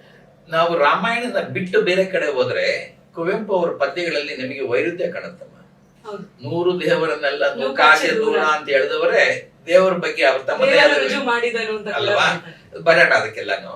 ಹಾಗಾಗಿ ನಾವು ಈ ಹಿನ್ನೆಲೆ ನಾವು ವ್ಯವಸ್ಥಿತವಾಗಿ ಇಟ್ಕೋಬೇಕು ನಮ್ಮ ಚರ್ಚೆಗೆ ಅಂತಂದ್ರೆ, ಕುವೆಂಪು ಅವರು ಹಿಂದೂ ಆಗಿದ್ರಿಂದ ಹಿಂದೂ ದೇವರನ್ನ ನಾವು ನಮ್ಮ ವ್ಯಾಖ್ಯಾನದಲ್ಲಿ ಇಟ್ಕೊಂಡು ಅವರು ನಾಸ್ತಿಕರಾಗಿದ್ರ ಆಸ್ತಿಕರಾಗಿದ್ದಾರ ಅಂತ ನಾವು ಚರ್ಚೆ ಮಾಡ್ಬೇಕಾಗುತ್ತೆ. ನಾನು ಅವಾಗ ಹೇಳಿದಾಗ ಅವ್ರ ಮನೆಯಲ್ಲಿ ಅವ್ರ ಪೂಜೆ ದೇವರು ಇಟ್ಟಿರ್ಲಿಲ್ವಂತೆ. ಪರಮಹಂಸರನ್ನ, ವಿವೇಕಾನಂದರನ್ನ, ಶಾರದೆಯನ್ನ ಇಟ್ಟಿದ್ರಂತೆ ಅಂತ. ಅವರು ಪೂಜೆ ಮಾಡ್ತಿದ್ದರಂತೆ ಅಂತ. ಇಲ್ಲಿ ಪೂಜೆ ಮಾಡ್ತಿದ್ರಂತೆ ಅನ್ನೋದ್ರಿದೆಯಲ್ಲ, ಅದನ್ನ ಸ್ವಲ್ಪ ನಾವು ಗಮನಿಸೋಣ. ದೇವರಲ್ಲಿ ನಂಬಿಕೆ ಇದ್ರೆ ದೇವರನ್ನ ಆಚರಣೆ ಮಾಡೋದಿದೆಯಲ್ಲ ಪೂಜೆ, ಅದ್ರಲ್ಲಿ ನಂಬಿಕೆ ಅವರಿಗಿತ್ತ ಅನ್ನೋ ಪ್ರಶ್ನೆ ಬರುತ್ತೆ. ತಮಗ್ ಗೊತ್ತಿಲ್ಲದ ಹಾಗೆ ಹಿಂದೂ ದೇವರಲ್ಲಿ ನಂಬಿಕೆ ಇತ್ತು ಅಲ್ವೋ ಗೊತ್ತಿಲ್ಲ, ಹಿಂದೂ ದೇವರನ್ನ ಪೂಜಿಸುವ ಆಚರಣೆಯಲ್ಲಿ ಅವ್ರ ನಂಬಿಕೆ ಇತ್ತು. ಹಾಗಾದ್ರೆ ದೇವರ ನಂಬಿಕೆ ಇತ್ತ ಈ ಪ್ರಶ್ನೆ ಹುಟ್ಟುತ್ತೆ. ಎರಡನೇದು, ಶಾರದೆ ಅವರು ಪೂಜೆ ಮಾಡ್ತಾ ಇದ್ದಿತ್ತು ಮನೆಯಲ್ಲಿ. ಈ ಶಾರದೆ ಅಂದ್ರೆ ಯಾರು? ಬೇಲೂರು ಮಠದ ಪರಮಹಂಸರ ಶಾರದೇನಾ ಅಥವಾ ನಿಜವಾಗ್ಲೂ ಶಾರದೇನಾ? ನೀವು ರಾಮಾಯಣ ಓದ್ತಾ ಇರ್ಬೇಕಾದ್ರೆ ಬಹಳಷ್ಟು ಸಲ ಅವರು ತಮ್ಮ ಕೋರಿಕೆನ ಅಥವಾ ತಮ್ಮ ಪೂಜೆನ ಮಾಡೋದು ಶಾರದೆ, ವೀಣಾ ಪಾಣಿ ಅಂತ. ನನಗೊಂದ್ಸಲ ಅನುಮಾನ ಬರುತ್ತೆ, ಇವರು ಶಾರದೆಯನ್ನು ಮನೇಲಿ ಇಟ್ಕೊಂಡು ಪೂಜೆ ಮಾಡ್ತಾ ಇದ್ದಾರ ಅಥವಾ ಬೇಲೂರಿನ ಶಾರದೆ ಇವರು ವೀಣಾ ಪಾಣಿ ಆಗಿದ್ದಾರ ಅನ್ನೋ ತುಮಲ ಬರುತ್ತೆ. ಆದ್ರೆ ಒಂದು, ಅವ್ರು ಯಾವತ್ತೂ ಕೂಡ ನಿನ್ನ ನನ್ನ ದೇವರನ್ನ ತಿರಸ್ಕಾರ ಮಾಡಿದವರಲ್ಲ. ಅವ್ರಿಗೆ ಗೊತ್ತಿತ್ತು ಒಬ್ಬೊಬ್ರಿಗೂ ಒಂದೊಂದು ದೇವರು ಅಂತ. ಆ ಹಿನ್ನೆಲೆಯಲ್ಲಿ ನೋಡಿದಾಗ ಕುವೆಂಪು ಅವರು ನಾಸ್ತಿಕರು ಅಲ್ಲ, ಅವ್ರ ಆಸ್ತಿಕರು ಅಂತ ನಾನು ಹಾಕಿದ್ದೆ. ಬೇಕಾಷ್ಟು ಕಡೆ ಕಾಣುತ್ತದೆ, ಮುಂದೆ ನಾವು ನೋಡ್ತಾ ಗೊತ್ತಾಗುತ್ತೆ. ಅದ್ರ ಜೊತೆಗೆ ಈ ತರದೊಂದು ವಿಭಿನ್ನವಾದಂತಹ ಒಂದು ದೃಷ್ಟಿಕೋನ ಮೂಡಬೇಕು ಅಂತಂದ್ರೆ ಯಾವ್ದಾದ್ರು ಘಟನೆ ಕಾರಣ ಆಗಿರ್ಬಹುದಾ ಅಂತ. ಅದೇ ಕಾರಣಕ್ಕೆ ಹೇಳಿದ್ ನಾನು, ಅವ್ರ ಜೀವನವನ್ನ ನಾವು ಟ್ರೇಸ್ ಮಾಡ್ತಾ ಹೋದ್ರೆ ಬಹುಶಃ ಅವ್ರು ಪ್ರಾರಂಭ ಆಗಿದ್ದು ನಾಸ್ತಿಕರಾಗಿ. ಅದಕ್ಕೊಂದು ಘಟನೆ ಹೇಳ್ತಾರಮ್ಮ, ಅದಕ್ಕೆ ಸೋರ್ಸಸ್ಸು ಇದೆ. ಅವರು ಚಿಕ್ಕ ಹುಡುಗ ಆಗಿರ್ಬೇಕಾದ್ರೆ ಮೈಸೂರಲ್ಲಿ ಓದ್ತಿರ್ಬೇಕಾದ್ರೆ ಅವರ ಕುಟುಂಬದಲ್ಲಿ ಒಂದ್ ಸ್ವಲ್ಪ ಆರ್ಥಿಕ ತೊಂದರೆ ಆಗಿರುತ್ತೆ. ಹಾಗಾಗಿ ಅವರಿಗೆ ಆ ಫೆಸಿಲಿಟೀಸ್ ಇರಲ್ಲ, ಬೇಕಾದಂಗೆ ಖರ್ಚು ಮಾಡುವಂತ ಶಕ್ತಿ ಇರಲ್ಲ. ಏನೇನೋ ಕಾರಣಗಳಿದೆ, ತಗೊಂಡೋಗಿರ್ತಾರೆ ಚೆನ್ನೈಗೆ, ಅಲ್ಲಿ ತೊಂದರೆ ಆಗಿ ಅವ್ರು ದುಡ್ಡು ಬಂದಿರಲ್ಲ. ಅದರಿಂದ ಕುಟುಂಬದಲ್ಲಿ ಸ್ವಲ್ಪ ಆರ್ಥಿಕ ಕ್ಲಿಷ್ಟತೆ ಬಂದಿರುತ್ತೆ. ಆ ಸಂದರ್ಭದಲ್ಲಿ ಮೈಸೂರಲ್ಲಿ ಇರ್ಬೇಕಾದ್ರೆ ಅವರು ಒಂದು ರೀತಿ ಚಾಮುಂಡಿ ಬೆಟ್ಟಕ್ಕೆ ಹೋಗಿರ್ತಾರಂತೆ. ಚಾಮುಂಡಿ ಬೆಟ್ಟದಲ್ಲಿ ಫ್ರೆಂಡ್ಸ್ ಎಲ್ಲ ಹೋಗಿದ್ದಾರೆ, ಅಲ್ಲಿ ಪೂಜೆ ನಡೆದಿದೆ. ಪೂಜೆ ನಡೆದಾದ್ಮೇಲೆ ಪೂಜಾರಿ ತೀರ್ಥ ಕೊಡ್ತಾ ಇದಾರೆ ಎಲ್ಲರಿಗೂ. ಅವರು ಪಾಪ ಅವ್ರ ಪೂಜಾರಿ ಯಾವ ದೃಷ್ಟಿಯಿಂದ ಮಾಡಿದ್ರು ಅನ್ನೋದು ಗೊತ್ತಿಲ್ಲ, ಯಾರು ಕಾಣಿಕೆ ಆಗ್ತಾ ಇದಾರೋ ಅವ್ರು ಮಾತ್ರ ಕೊಡ್ತಾ ಇದ್ರಂತೆ. ಇವ್ರ ಹತ್ರ ಇಲ್ಲ ದುಡ್ಡು. ಸರಿ, ಪಕ್ಕದಲ್ಲಿರೋರು ಯಾರೋ ಆಕ್ಚುಲಾಗಿ ಮುಂದಕ್ಕೆ ಹೋಗ್ಬಿಡ್ತಾರೆ, ಯಾರು ಪೂಜಾರಿ ತೀರ್ಥ ಕೊಡ್ದಂಗೆ ಇವ್ರ ಕೈಲಿ ಇಲ್ವಲ್ಲ ಏನೋ ಕಾಣಿಕೆ ಕೊಡಕ್ಕೆ. ಪಕ್ಕದಲ್ಲಿದ್ದ ಹುಡುಗ ಅಲ್ಲೂ ತಗೊಳ್ಳೋ ಅಂತ ಹೇಳ್ಬಿಟ್ಟಂತ ಕಾಸು ಕೊಡಕ್ ಹೋಗ್ತಾರಂತೆ. ಅಷ್ಟೊತ್ತಿಗೆ ಹಿಂದಕ್ಕೆ ಬಂದ್ಬಿಟ್ಟಿದ್ದಾರೆ ಕುವೆಂಪು. ಇಲ್ಲ ನಂಗೆ ಬೇಡ ಅಂತ ಆಚೆ ಬಂದ್ಬಿಡ್ತಾರಂತೆ. ಆಚೆ ಬಂದ್ಮೇಲೆ ಹುಡುಗರೆಲ್ಲ ಕೇಳ್ತಾರೆ, ಯಾಕೋ ಒಂದು 2 ಕಾಸು ತಗೊಂಡು ನೀನು, ಅವಾಗ ಕಾಸು ಅಂತಿದ್ರಲ್ಲ ಅದೆಲ್ಲ, 2 ಕಾಸು ತಗೊಂಡು ಹಾಕಿದ್ರೆ ತೀರ್ಥ ಬರ್ತಾ ಇತ್ತು ಅಂತ. ಅವಾಗ ಹೇಳ್ತಾರಂತೆ ಕುವೆಂಪು, ಕಾಸು ಕೊಟ್ರೆ ಮಾತ್ರ ತೀರ್ಥ ಕೊಡೋ ಅಂತ ದೇವರು ನಾನು ನೋಡಿಲ್ಲ, ಕಾಸು ಕೊಟ್ರೆ ಮಾತ್ರ ತೀರ್ಥ ಕೊಡೋ ಇವ್ರ ಕೈಲಿ ನಾನು ತೀರ್ಥ ತಗೊಳಕ್ ನಂಗೆ ಇಷ್ಟವಿಲ್ಲ. ಸೊ ಅಲ್ಲಿಂದ ಬಹುಶಃ ಶುರುವಾಗುತ್ತೆ ಅವ್ರಿಗೆ ದೇವರು ದಿಂಡ್ರು ಅಂತಂದ್ರೆ ಒಂದು ಕೋಪ ಅಥವಾ ದ್ವೇಷ. ಬಟ್ ಆ ದ್ವೇಷ ಬಹಳ ದಿವಸ ಉಳಿಯಲ್ಲ, ಅವ್ರು ಬಹಳ ಬದಲಾಗ್ತಾರೆ. ಹೀಗೆ ದೇವರ ಮೇಲೆ ಅಂದ್ರೆ ಭಾರತದಲ್ಲಿ ನಾವು ಚಿತ್ರಿಸ್ಕೊಂಡಿರುವಂತಹ ದೇವರ ಪರಿಕಲ್ಪನೆ ಏನಿದೆ, ಬಹುಶಃ ಅಲ್ಲಿ ಯಾವ್ದೋ ಆಷಾಢಭೂತಿತನವೋ ಅಥವಾ ಯಾರೋ ನಡೆಸಿದಂತ ದಬ್ಬಾಳಿಕೆನೋ ಮಾತ್ರ ಅವ್ರನ್ನ ಆ ರೀತಿ ಕಂಗೆಡಿಸಿತ್ತು ಬಿಟ್ರೆ, ಅವರ ಆಂತರ್ಯದಲ್ಲಿದ್ದಂತಹ ದೇವರ ಬಗೆಗಿನ ಆಸಕ್ತಿ ಅಥವಾ ಅನ್ವೇಷಣೆ ಅದು ನಿರಂತರವಾಗಿತ್ತು ಅಂತಾನೆ ಹೇಳ್ಬೋದು. ಕಂಟಿನ್ಯೂಸ್ ಆಗಿತ್ತು. ಬಹಳ ಕೃತಿಗಳಲ್ಲಿ ನಾವು ಅದನ್ನ ಕಾಣೋದಕ್ಕೂ ಕೂಡ ಸಾಧ್ಯ ಆಗತ್ತೆ. ನಾವು ಈ 100 ದೇವರನ್ನೆಲ್ಲ ನೂಕಾಚಿದವರು ಅದ್ರ ಬಗ್ಗೆ ಆಮೇಲೆ ಮಾತಾಡೋಣ ಅಂತ ಹೇಳಿದ್ರಿ. ಇದರಲ್ಲಿ ಭಾರತಾಂಬೆಗೆ ದೇವಿ ನಮಗಿಂದು ಪೂಜಿಸುವ ಬಾರ ಅಂತ ಕರೀತಾರೆ. ಬಹುಶಃ ನಾವು ಯಾವಾಗ ಬರೆದ್ರು ಅನ್ನೋ ಸಂದರ್ಭನ ಯೋಚನೆ ಮಾಡಿ ಇದನ್ನ ಓದಿದ್ರೆ ಆ ಪದ್ಯದ ಹೃದಯ ಹಿಡಿದಿದ್ದಾರಮ್ಮ, ಏನು ಭಾರತಾಂಬೆಯ. ಆಕ್ಚುಲ್ ಆಗಿ ಅದನ್ನ ಅನಲೈಸ್ ಮಾಡಿರೋ ಪಂಡಿತರು ಹೇಳಿರೋ ಪ್ರೀತಿ ಅಥವಾ ನಾನು ಓದಿರೋ ಪ್ರಕಾರ 100 ದೇವರನ್ನೆಲ್ಲ ನೂಕಾಚೆದ್ದೂರ ಅನ್ನೋದು ಅವರು ದೇವರ ಮೇಲಿನ ದ್ವೇಷದಿಂದ ಬರೆದಿರೋದಲ್ಲ, ಸಾಂದರ್ಭಿಕವಾಗಿ ನಾವು ಅದನ್ನ ಅರ್ಥ ಮಾಡ್ಕೋಬೇಕಾಗತ್ತೆ. ನಿಮ್ಗೆಲ್ಲ ಗೊತ್ತಿರ್ಬೇಕು, ದಾರಾ ಬೇಂದ್ರೆ ಅವರು ಇದೇ ರೀತಿ ನಮ್ಮ ಭಾರತ ಮಾತೆಯನ್ನ ಪ್ರೀತಿಸುವಂತ ಅಥವಾ ಏನೋ ಆ ರಾಷ್ಟ್ರ ಭಕ್ತಿಯನ್ನು ಹುಟ್ಟಿಸುವಂತ ಒಂದು ಪದ್ಯ ಬರೆದಿದ್ದಕ್ಕೆ ಬ್ರಿಟಿಷ್ ಅವರಿಗೆ ಜೈಲ್ಗೆ ಹಾಕ್ತಾರೆ. ಅವ್ರು ತಪ್ಪು ಒಪ್ಕೊಳ್ಳಲ್ಲ, ಪಾಪ ಜೀವನ ಪೂರ್ತಿ ಸಫರ್ ಮಾಡ್ತಾರೆ. ಇದೆಲ್ಲ ಕುವೆಂಪು ಕಂಡಿರ್ತಾರೆ. ನಿಮ್ಗೆ ಗೊತ್ತಿರ್ಬೇಕು, ಕುವೆಂಪು ಬೇಂದ್ರೆ ಅವ್ರಿಗೂ ಪ್ರೊಫೆಷನಲ್ ಏನೋ ದ್ವೇಷ ಇತ್ತು. ದಟ್ ಪ್ರೊಫೆಷನಲ್ ಜಲಸಿ ಅನ್ನೋದಕ್ಕಿಂತ ಕಾಂಪಿಟೇಟಿವ್ನೆಸ್ ಇತ್ತು. ಇವ್ರ ಮೇಲೆ ಅವರು ಚುಡಾಸ್ ಹೇಳೋದು, ಅವ್ರ ಮೇಲೆ ಇವ್ರು ಚುಡಾಸ್ ಹೇಳೋದು, ಫ್ರೆಂಡ್ಸ್ಗೆ ಇದೆಲ್ಲ ಬಹಳ ರೆಕಾರ್ಡ್ ಆಗಿದೆ. ಆದರೆ ಇಬ್ರು ಕೂಡ ಪ್ರತಿಭಾವಂತರು, ಮತ್ತೊಬ್ಬರ ಪ್ರತಿಭೆನ ಯಾವತ್ತು ಮಿಸ್ತಾ ಇದ್ರು. ಬೇಂದ್ರೆ ಅವರು ಅದಕ್ಕೇನೆ ಹೇಳಿರೋದು, ಬೇಂದ್ರೆ ಅಲ್ಲಿ ಬಂದಾಗ ಹೇಳಿದ್ರಂತಲ್ಲ, ಏನು ರಾಮಾಯಣದಿಂದಲೇ ಕೈ ಮುಗಿದ ಯುಗ ಕವಿಗೆ ಅಂತ ಹೇಳ್ತಾರೆ ಕುವೆಂಪುನ. ಅದೇ ರೀತಿ ಕುವೆಂಪು ಕೂಡ ಬೇಂದ್ರೆ ಅವರ ಪ್ರತಿಭೆನ ಮೆಚ್ಕೊತಾ ಇದ್ರು. ಬೇಂದ್ರೆ ಹಿಂಗ ಆಗ್ಬಿಡುತ್ತಲ್ಲ ಅಂತ ತಾನೂ ಕೂಡ ಬ್ರಿಟಿಷರಿಗೆ ಏನೋ ವಿರುದ್ಧವಾಗಿ ಅಥವಾ ಭಾರತ ದೇಶದ ಪ್ರೇಮವನ್ನ ಹುಟ್ಟಾಕೋದಕ್ಕೆ ಒಂದು ಪದ್ಯ ಬರೀಬೇಕು ಅಂತ ಯೋಚನೆ ಮಾಡಿ ಈ ಪದ್ಯ ಬರ್ತಿದ್ರು. ದಡ್ರ ಮೂರ್ಖರ, ನಾವು ನಮ್ಮದೇವರು ಶಿವ ಗಿವ ಅಂತೆಲ್ಲ ಕಿತ್ತಾಡ್ಕೊಂಡು ನಾವಿಲ್ಲಿ ನಮ್ಮ ಒಗ್ಗಟ್ಟನ್ನ ಬ್ರೇಕ್ ಮಾಡೋದು ಬೇಡ, ನಾವೆಲ್ಲ ಒಟ್ಟಾಗಿ ಭಾರತಾಂಬೆನ ನಾವು ಪ್ರೀತಿಸ್ಬೇಕು, ಅದು ನಮ್ ದೇವರಾಗ್ಲಿ, ಅದು ಒದ್ದೋಡ್ಸಿದ ಮೇಲೆ ಬೇಕಾದ್ರೆ ನಮ್ ದೇವ್ರು ನಮ್ಗಿರ್ಲಿ ಅನ್ನೋ ಅರ್ಥದಲ್ಲಿ ಅವರು 100 ದೇವರನ್ನೆಲ್ಲ ನೂಕಾಚೆದ್ದೂರ ಭಾರತಾಂಬೆಯ ನಿನಗೆ ದೇವಿ ನಮಗಿಂದು ಪೂಜಿಸುವ ಬಾರ ಅಂತ ಬರೆದಿರೋದು. ಅದು ಅದರ ಒಳಗುಟ್ಟು ಅಂತ ನಾನು ಕೇಳಿದ್ದೀನಿ. ದುರದೃಷ್ಟ 100 ದೇವರನ್ನೆಲ್ಲ ನೂಕಾಚೆದ್ದವರು ಅಂದ ತಕ್ಷಣ ಇದು ನಮ್ಮ ಸನಾತನ ಧರ್ಮದ ವಿರುದ್ಧ. ಇವರು ಸನಾತನ ಧರ್ಮದ ವಿರುದ್ಧ ಆಗಿರೋ ರಾಮಾಯಣ ದರ್ಶನ ಬರೆಯಕ್ಕೆ ಹೋಗ್ತಿದ್ರು ಅಲ್ವಾ. ಸೊ ಇದರ ಒಳಾರ್ಥವನ್ನು ನಾವು ತಿಳ್ಕೊಂಡ್ರೆ ಬಹುಶಃ ಪ್ರತಿ ಪದದ ಅರ್ಥ ಹುಡ್ಕೊಂಡು ಹೋಗ್ಬಾರ್ದು ಅನ್ಸುತ್ತೆ. ಇಡಿಯಾಗಿ ನೋಡಿದಾಗ ನಮ್ಗೆ ಅದರ ಸಾಂದರ್ಭಿಕವಾಗಿ ನೋಡ್ಬೇಕು ಕೂಡ ನಿಜ. ಮತ್ತೆ ಇಲ್ಲಿ ಭಾರತಾಂಬೆಯೇ ದೇವಿ ನಮಗಿಂತ ಅಂತ ಹೇಳ್ತಿದ್ದಾರೆ ಅಂದ್ರೆ ಒಂಥರದಲ್ಲಿ ನಾವು ಮೆಟ್ಟಿ ನಿಂತಂತ ಭೂಮಿನ ಪೂಜಿಸೋದಕ್ಕೆ ಹೇಳ್ತಾ ಇದ್ದಾರೆ. ಅಲ್ಲೂ ಕೂಡ ಪ್ರಕೃತಿನೇ ಆರಾಧನೆ ಮಾಡಿದ ಹಾಗೆ ಆಯ್ತು. ಅವ್ರು ಬಿಡಿ, ಪ್ರಕೃತಿಗೂ ಅವ್ರಿಗೂ ಒಂಥರ ಅವಿನಾಭಾವ ನಂಟು. ಪ್ರಕೃತಿ ಕವಿ ಅಂತ ಅದಕ್ಕೆ ಅದನ್ನ ರಾಮಾಯಣದಲ್ಲಂತೂ ನೀವು ಕುವೆಂಪು ಅವರು ಪ್ರಕೃತಿ ಕವಿ ಅಂತ ಕರೆಯೋದಕ್ಕೆ ಬೇರೆ ಎಲ್ಲೂ ಹುಡುಕ್ಬೇಕಾಗಿಲ್ಲ. ರಾಮಾಯಣದ ಯಾವುದೇ ಅಧ್ಯಾಯ ತಗೊಳ್ಳಿ ನಿಮ್ಗೆ ಒಂದು ಉದಾಹರಣೆ ಸಿಗುತ್ತೆ. ಅವರು ಪ್ರಕೃತಿ ಕವಿ, ಎಷ್ಟು ಗಾಢವಾದ ಪ್ರಕೃತಿ ಕವಿ. ಪ್ರಕೃತಿ ಕವಿ ಅಂತ ನಾವ್ ಹೇಳಿದ್ವಿ. ಪ್ರಕೃತಿ ಕವಿ ಅಂತ ಗೊತ್ತಾಗ್ಬೇಕು ಅಂದ್ರೆ ರಾಮಾಯಣ ದರ್ಶನದಲ್ಲಿ ಯಾವುದೇ ಪುಟ ತೆಗೆದ್ರು ಯಾವುದೇ ಅಧ್ಯಾಯದಲ್ಲೂ ನಮಗೆ ಆ ವಿಚಾರ ತುಂಬಾ ಸ್ಪಷ್ಟವಾಗಿ ಸಿಗತ್ತೆ. ಆತರ ನೋಡುವಾಗ ನಮ್ಮ ಚರ್ಚೆಯ ಇವತ್ತಿನ ವಿಷಯ ಶ್ರೀರಾಮಾಯಣ ದರ್ಶನಂನಲ್ಲಿ ಕುವೆಂಪು ಅವರ ದೇವರ ಪರಿಕಲ್ಪನೆ ಅಲ್ವಾ. ಹಾಗೆ ನೋಡ್ಬೇಕಾದ್ರೆ ನಾವು ಈ ಸಂದರ್ಭಕ್ಕೆ ತಕ್ಕ ಹಾಗೆ ಶ್ರೀರಾಮಾಯಣ ದರ್ಶನಂನಲ್ಲಿ ಕುವೆಂಪು ಅವರು ದೇವರನ್ನ ಹೇಗೆಲ್ಲ ನೋಡಿದ್ದಾರೆ. ಕುವೆಂಪು ಅವರು ದೇವರ ಬಗ್ಗೆ ರಾಮಾಯಣ ದರ್ಶನದಲ್ಲಿ ಯಾವ ಚಿತ್ರಣ ಕಟ್ಟಿದ್ದಾರೆ ಅಥವಾ ಕಟ್ಕೊಂಡಿದ್ದಾರೆ ಅಥವಾ ನಾವು ಕಾಣ್ಬೋದು ಅವರನ್ನ ಅವರ ಬರಹದಲ್ಲಿ ಅನ್ಬೇಕಾದ್ರೆ 3 ರೀತಿಯ ಉತ್ತರ ಕೊಡ್ತೀನಿ ನಾನು. ಒಂದು, ಕುವೆಂಪು ಅವರೇ ನೇರವಾಗಿ ದೇವರನ್ನ ಬೇಡ್ಕೊಳ್ಳೋದು, ದೇವತೆ ಆಗ್ಲಿ ದೇವರಾಗ್ಲಿ. ಎರಡನೇದು, ಪಾತ್ರಗಳ ಮೂಲಕ ದೇವರನ್ನು ನೋಡೋದು. ಮೂರನೇದು, ಪ್ರಕೃತಿಯ ಮೂಲಕ ದೇವರನ್ನು ನೋಡೋದು. ನಾಲ್ಕನೇದು ಇದೆ, ಗುರುಗಳ ಮೂಲಕ ದೇವರನ್ನ ನೋಡ್ತಾರೆ ಅವರು. ಹೀಗೆ ಹಲವಾರು ರೀತಿಯಲ್ಲಿ ನಾವು ಕುವೆಂಪು ಅವರು ದೇವರ ದರ್ಶನವನ್ನ ಶ್ರೀರಾಮನ ದರ್ಶನದಲ್ಲಿ ನೋಡಬಹುದು. ಇನ್ನು ಒಂದೊಂದಾಗಿ ಬೇಕಾದ್ರೆ ನಾವು ಅನಲೈಸ್ ಮಾಡಬಹುದು. ಉದಾಹರಣೆಗೆ, ಪಾತ್ರಗಳ ಮೂಲಕ ನಾವು ಕುವೆಂಪು ಅವರು ಹೇಗೆ ದೇವರ ದರ್ಶನ ಮಾಡ್ತಾರೆ. ಇನ್ನೊಂದು ನಾವು ಗಮನಿಸ್ಬೇಕು, ರಾಮಾಯಣದಲ್ಲಿ ಒಂದ್ ಸ್ವಲ್ಪ ಸ್ವತಂತ್ರ ತಗೊಂಡ್ಬಿಟ್ಟಿದ್ದಾರೆ ಕುವೆಂಪು ಅವರು. ಯಾಕಂದ್ರೆ ತಮ್ಮ ಪ್ರಕೃತಿ ಪ್ರೀತಿ ಎಷ್ಟು ಅಗಾಧವಾಗಿತ್ತು ಅಂತಂದ್ರೆ, ನಾನು ನನಗೆ ಪ್ರಕೃತಿ ಕಂಡ್ರೆ ಪ್ರೀತಿ ಅನ್ನೋ ಬದಲು ತನ್ನ ಪಾತ್ರ ರಾಮ ಮೂಲಕನೋ ಸೀತೆಯ ಮೂಲಕನೋ ವಿಶ್ವಾಮಿತ್ರ ಕೂಡ ಹೇಳೋ ರೀತಿಯಲ್ಲಿ ಇದು ಬಹಳ ಏನೋ ಸ್ಪಷ್ಟವಾಗಿ ಕಾಣೋದಂದ್ರೆ, ರಾಮ ಚಿಕ್ಕ ಹುಡುಗ ಆಗಿರ್ಬೇಕಾದ್ರೆ ಒಂದು ಘಟನೆ ಬರುತ್ತೆ. ಅಲ್ಲಿ ವಿಶ್ವಾಮಿತ್ರನ ಮೂಲಕ ಪ್ರಕೃತಿ ಬಗ್ಗೆ ಅಥವಾ ದೇವರ ಬಗ್ಗೆ ಏನು ಅಂತ ಹೇಳ್ತಾರೆ.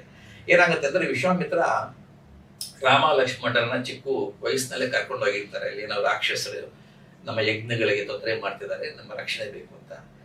ಈ ದಶರಥ ಅಳ್ತಾನೆ, ಅವ್ರ ಚಿಕ್ಕ ಮಕ್ಕಳು ಬಾಳೆ ಎಲೆಯಿಂದ ಒಂದು ಗುಡ್ಡನ ಹೊಡೆಯಕ್ ಸಾಧ್ಯನಾ, ನಾನ್ ಬರ್ತೀನಿ ಬೇಕಾದ್ರೆ ಅವ್ರು ಯಾಕೆ ಅಂತ. ಆದ್ರೆ ವಿಶ್ವಾಮಿತ್ರನ್ ಗೊತ್ತು, ನಾ ಕರ್ಕೊಂಡೋಗಿರೋದು ಯಾಕೆ ಅಂತ ಗೊತ್ತು.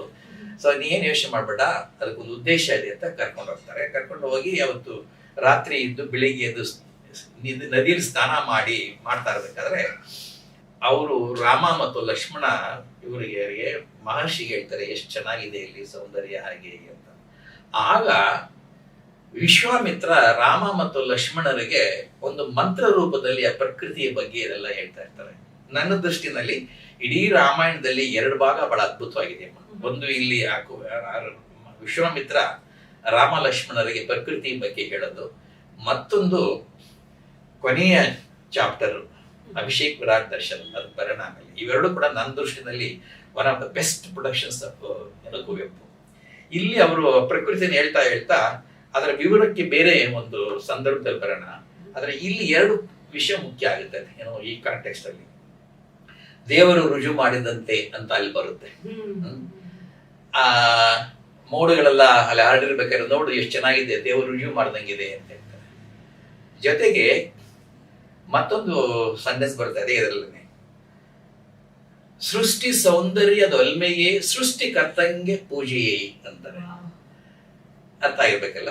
ಅವ್ರು ನೋಡಿ ಪ್ರಕೃತಿ ಮತ್ತು ದೇವರನ್ನ ಇಲ್ಲಿ ಎಷ್ಟು ಚೆನ್ನಾಗಿ ತಂದಿದ್ದಾರೆ ಅಂತ. ವಿಶ್ವಾಮಿತ್ರನ ಮೂಲಕ ಅದೆಲ್ಲ ಬರೆದಿರೋದು ಯಾರು? ಕುವೆಂಪು. ಸೊ ವಿಶ್ವಾಮಿತ್ರನ ತಲೆಯನ್ನು ಕಟ್ಬಿಟ್ಟು ತಮ್ಮ ಅನಿಸಿಕೆಯನ್ನ ಅಲ್ಲಿ ತೆಗಿದ್ದಾರೆ. ಸೃಷ್ಟಿ ಸೌಂದರ್ಯದ ಒಲ್ಮೆಯೇ ಸೃಷ್ಟಿಕರ್ತಂಗೆ ಪೂಜೆ. ಅಲ್ಲಿ ನೋಡಿ ಎಷ್ಟು ಅಡಗಿದೆ ಅಂತ. ಸೃಷ್ಟಿಕರ್ತನ ಮೇಲೆ ಇವ್ರ ನಂಬಿಕೆ ಇದೆ, ಅವನ ಮೇಲೆ ಪೂಜೆ ಮಾಡಕ್ಕೂ ಇವ್ರ ನಂಬಿಕೆ ಇದೆ. ಈ ಆ ಸೃಷ್ಟಿಕರ್ತನ ಸೃಷ್ಟಿನೇ ಈ ಪ್ರಕೃತಿ ಅಂತಲೂ ಹೇಳ್ತಾರೆ. ಅಲ್ಲಿ ಆ ಪ್ರಕೃತಿಯ ಪೂಜೆನೆ ಆ ಸೃಷ್ಟಿಕರ್ತನ ಪೂಜೆ ಮಾಡ್ದಂಗೆ ಅಂತ ಹೇಳ್ತಾರೆ. ಹೀಗೆ ಬಹಳ ಏನೋ ಬ್ರಾಹ್ಮಣದ ಬಹಳ ಬೇಗನೆ ಬರುತ್ತೆ ಏನೋ ಅವರ ಚಿತ್ರಣ, ಪ್ರಕೃತಿ, ದೇವರು, ಸೃಷ್ಟಿಕರ್ತ ಇದೆಲ್ಲ. ಅದು ಬಣ್ಣದ ಮುಗಿಲ್ ಗಗನ ಪಟದಲ್ಲಿ ತೇಲುತ್ತಿದೆ, ದೇವರೇ ಪೆಸರು ಬರೆದ ಮುದ್ರೆಯು ಕರೆಯುತ್ತಿದೆ ಕಾಣ್ ನಮ್ಮ ಆತ್ಮ ಮಮ್ ಕಲೋಪಾಸನೆಗೆ ಮುಂದೆ ಹೋಗುತ್ತದೆ. ಸೊ ದೇವರೇ ಬರೆದ ಮುದ್ರೆಯು ಗಗನ ಪಟದಲ್ಲಿ ತೇಲುತ್ತಿದೆ ಅಂತ ಹೇಳ್ತಾರೆ. ಇದು ಏನೋ ಈ ರೀತಿ ಬೇಕಾದಷ್ಟು ಬರುತ್ತೆ. ಒಂದು ಎಕ್ಸಾಂಪಲ್ ಕೊಟ್ಟೆ ಅಷ್ಟೇ ನಾನು ಇಲ್ಲಿ. ಸೊ ಹೀಗೆ ಹೋಗ್ತಾ ಇರುತ್ತೆ ಏನೋ ಅವರ ದೇವರ ಬಗೆಗಿನ ರಿಲೇಷನ್ ವಿತ್ ಪ್ರಕೃತಿ ಅಥವಾ ತಮ್ಮ ವೈಯಕ್ತಿಕವಾಗಿ ದೇವರು ನಂಬೋದು ಹೋಗ್ತಾ ಇರುತ್ತೆ. ಒಂದು ಪೂಜೆ ಬಗ್ಗೆ ಹೇಳೋಣ ಇಲ್ಲಿ. ಪೂಜೆ ಬಗ್ಗೆ ಅಂದ್ರೆ ಉದಾಹರಣೆಗೆ ಅವರು ಕಾಡಲ್ಲಿದ್ದಾರೆ, ಚಿತ್ರಕೂಟಕ್ಕೆ ಬಂದಿದ್ದಾರೆ. ಅಲ್ಲಿ ಹಿಮ ಬೀಳ್ತಾ ಇದೆ. ಹಿಮ ಬೀಳ್ತಿರ್ಬೇಕಾದ್ರೆ ಆ ಹಿಮದಲ್ಲಿ ನಾವು ದೇವರನ್ನ ಹ್ಯಾಕ್ ಕಾಣ್ಬೋದು ಅಂತ ಸೀತೆಗೆ ಲಕ್ಷ್ಮಣನ್ಗೆ ಹೇಳ್ತಾರೆ. ಆ ಭಾಗ ಬಹಳ ಚೆನ್ನಾಗಿದೆ. ಕೆಲವು ಭಾಗಗಳಂತೂ ಬಿಡಿ, ಅದೊಂಥರ ಮನಸ್ಸಲ್ಲಿ ನೆಟ್ಕೊಂಡ್ಬಿಡುತ್ತೆ ನಮ್ಗೆ. ಪಟ್ ಎಂದು ಹಿಮ ಬೀಳ್ತಾ ಇದೆ ಅಲ್ಲಿ. ಅವ್ರು ಹೇಳೋದು ಯಾರು? ರಾಮ ಹೇಳೋದು ಯಾರಿಗೆ? ಸೀತೆಗೆ ಲಕ್ಷ್ಮಣ. ಅದ್ರ ಆಕ್ಚುಲ್ ಆಗಿ ಹೇಳ್ತಾ ಇರೋದು ಯಾರು? ಕುವೆಂಪು. ನೋಡು ಮೈಥಿಲಿ ಅಲ್ಲಿ ಪನಿತಳ್ತ ಶಾದ್ವಲ ಶ್ಯಾಮ ವೇದಿಕೆಯಲ್ಲಿ ತೃಣ ಸುಂದರಿಯ ಮೂಗುತಿಯ ಮುತ್ತ ಮುತ್ತು ಪನಿಯಂತೆ ಮಿರುಗಿ ಮೆರೆವಾ ಹಿಮದ ಬಿಂದು ಜ್ವಲಿಸುತ್ತಿದೆ ನೋಡೆಂತು ಬಣ್ಣದೆಣ್ಣೆಯ ಹಣತೆ ಸೊಡರಂತೆ ಸಪ್ತರಾಗೋಜ್ವಲಂ ಸರ್ವ ಸೃಷ್ಟಿಯ ದೃಷ್ಟಿ ತಾಂ ಸೆರೆಯಾಗಲೊಪ್ಪಿರುವುದಾ ಹನಿಯ ಹೃದಯದ ಪುಟ್ಟ ಜ್ಯೋತಿಯಲಿ ದೇವರ ಮುಖದ ದರ್ಶನಕ್ಕೆ. ನೋಡಿ ಇಲ್ಲಿ ದೇವರು ನಂಬ್ತಿದ್ದಾರೆ ಅವರಲ್ಲಿ. ದೇವರ ಮುಖದ ದರ್ಶನಕ್ಕೆ ಸಾಲದೇನ ಹನಿಯ ಕಿರುದರ್ಪಣಂ ನಿಲ್ಲಿಂ ಆ ಇಬ್ಬನಿಯೊಳಾರಾಧನೆಯ ನೆಸಗೆ ಮುಂಬರಿಯು. ಒಂದು ಸಣ್ಣ ಬಿಂದುವಿನಲ್ಲಿ ಪ್ರಕೃತಿಯ ಹನಿಯಲ್ಲಿ ದೇವರನ್ನ ಕಾಣ್ಬಹುದು. ಅದ್ರ ಪೂಜೆ ಅದರ ಇರೋ ಜ್ಯೋತಿನಲ್ಲಿ ನಾವು ದೇವ್ರ ಮುಂದೆ ಜ್ಯೋತಿ ಇಟ್ಟಂಗೆ ನಾವು ಪೂಜೆ ಮಾಡ್ಕೊಂಡು ಹೋಗ್ಬೋದು. ಎಷ್ಟು ಅಡಗಿದೆ ನೋಡಿ ಅದರಲ್ಲಿ. ದೇವರ ಮುಖದ ದರ್ಶನಕ್ಕೆ ಸಾಲದೇನ ಹನಿಯ ಕಿರುದರ್ಪಣ ಸರ್ವ ಸೃಷ್ಟಿಯ ದೃಷ್ಟಿ ಸೆರೆಯಾಗಲು ಒಪ್ಪಿರುವುದಾ ಹನಿಯ ಹೃದಯದಲ್ಲಿ ಪುಟ್ಟ ಜ್ಯೋತಿಯಲ್ಲಿ. ನೋಡು ಮೈಥಿಲಿಯಲ್ಲಿ ಪನಿತಳಿತ ಶಾದ್ವಲ ಶ್ಯಾಮ ವೇದಿಕೆಯಲ್ಲಿ ತೃಣಸುಂದರಿಯ ಮೂಗುತಿಯ ಮುತ್ತು ಪನಿಯಂತೆ ಮಿರುಮಿರಿಗೆ ಮೆರೆವ ಹಿಮದ. ಹೀಗೆ ಆ ಪ್ರಕೃತಿ, ದೇವರು, ಪೂಜೆ ಎಲ್ಲ ಮಿಳಲಗೊಂಡ್ಬಿಡುತ್ತೆ ಅವರ ಕೆಲವು ಭಾಗಗಳಲ್ಲಿ. ಇದೇ ತರ ಪ್ರಕೃತಿನೇ ದೇವರಾಗಿ ಕಾಣುವಂತ ಬೇರೆ ಯಾವ್ದಾದ್ರು ಉದಾಹರಣೆ? ಬೇಕಾದಷ್ಟಿದೆ ಅಮ್ಮ, ಬೇಕಾದಷ್ಟಿದೆ. ಅವರು ಚಿತ್ರಕೂಟಕ್ಕೆ ಬಂದು ಭಾರದ್ವಾಜ ಆಶ್ರಮಕ್ಕೆ ಹೋಗ್ತಾ ಇರ್ತಾರೆ. ಭಾರದ್ವಾಜ ಆಶ್ರಮ ಬರುತ್ತೆ. ಅಲ್ಲಿ ನೋಡ್ಬೇಕಾದ್ರೆ ಆಶ್ರಮ ಎಷ್ಟು ಅದ್ಭುತವಾಗಿದೆ ಅನ್ನೋದ್ರಲ್ಲಿ ಅವರು ದೇವರನ್ನ ಆ ಆಶ್ರಮದಲ್ಲಿ ನೋಡ್ತಾರೆ, ಆಶ್ರಮದ ಪ್ರಕೃತಿಯಲ್ಲಿ. ಬಹುಶಃ ನಾನು ಅದನ್ನ ಒಂದ್ ಸ್ವಲ್ಪ ಅದನ್ನು ಓದಿದ್ರೆ ಉತ್ತಮ ಅಂತ ಕಾಣುತ್ತಿಲ್ಲಿ. ಹೇ ವಿಶ್ವೇಶ ಮಾಯೆ ನೀನೀಶ್ವರ ಮಹಚ್ಚಾಯೆ ಸೃಷ್ಟಿ ಇದು ನಿನ್ನೆದ್ದೆಯ ಪಾಲ್ಪಸುಳೆ. ನೋಡಿ ಬಂತಲ್ಲಿ ಮತ್ತೆ ಏನೋ ಪ್ರಕೃತಿ ದೇವರು. ಓ ತಾಯೆ ನಿನ್ನ ಸೌಂದರ್ಯ ಸಾನ್ನಿಧ್ಯ ಮೇರೆ ಓ ಪ್ರಕೃತಿ ಮಿಂಚಿದ ಪುದಿಂದ್ರಿಯಂ ಅತೀಂದ್ರಿಯಕ್ಕೆ. ಇಲ್ಲಿ ವಿಶ್ವೇಶ ಮಾಯೆ ನೀನೀಶ್ವರ ಮಹಾಚಾಯೆ ಸೃಷ್ಟಿ ಇದು ನಿನ್ನ ಹೃದಯ ಪಾಲ್ಪಸುಳೆಯಲ್ಲಿ ವಿಶ್ವೇಶ್ವರ ಮಾಯೆ ಅಂತ ತಾಯಿ ನಂಬ್ತಾ ಇದ್ದಾರೆ, ದೇವತೆ ನಂಬ್ತಾ ಇದ್ದಾರೆ, ಅದೇ ಪ್ರಕೃತಿ ಅಂತ ಹೇಳ್ತಿದ್ದಾರೆ. ಎಷ್ಟು ಮಿಕ್ಸ್ ಆಗುತ್ತೆ ನೋಡಿ ಮತ್ತೆ ಇಲ್ಲಿ.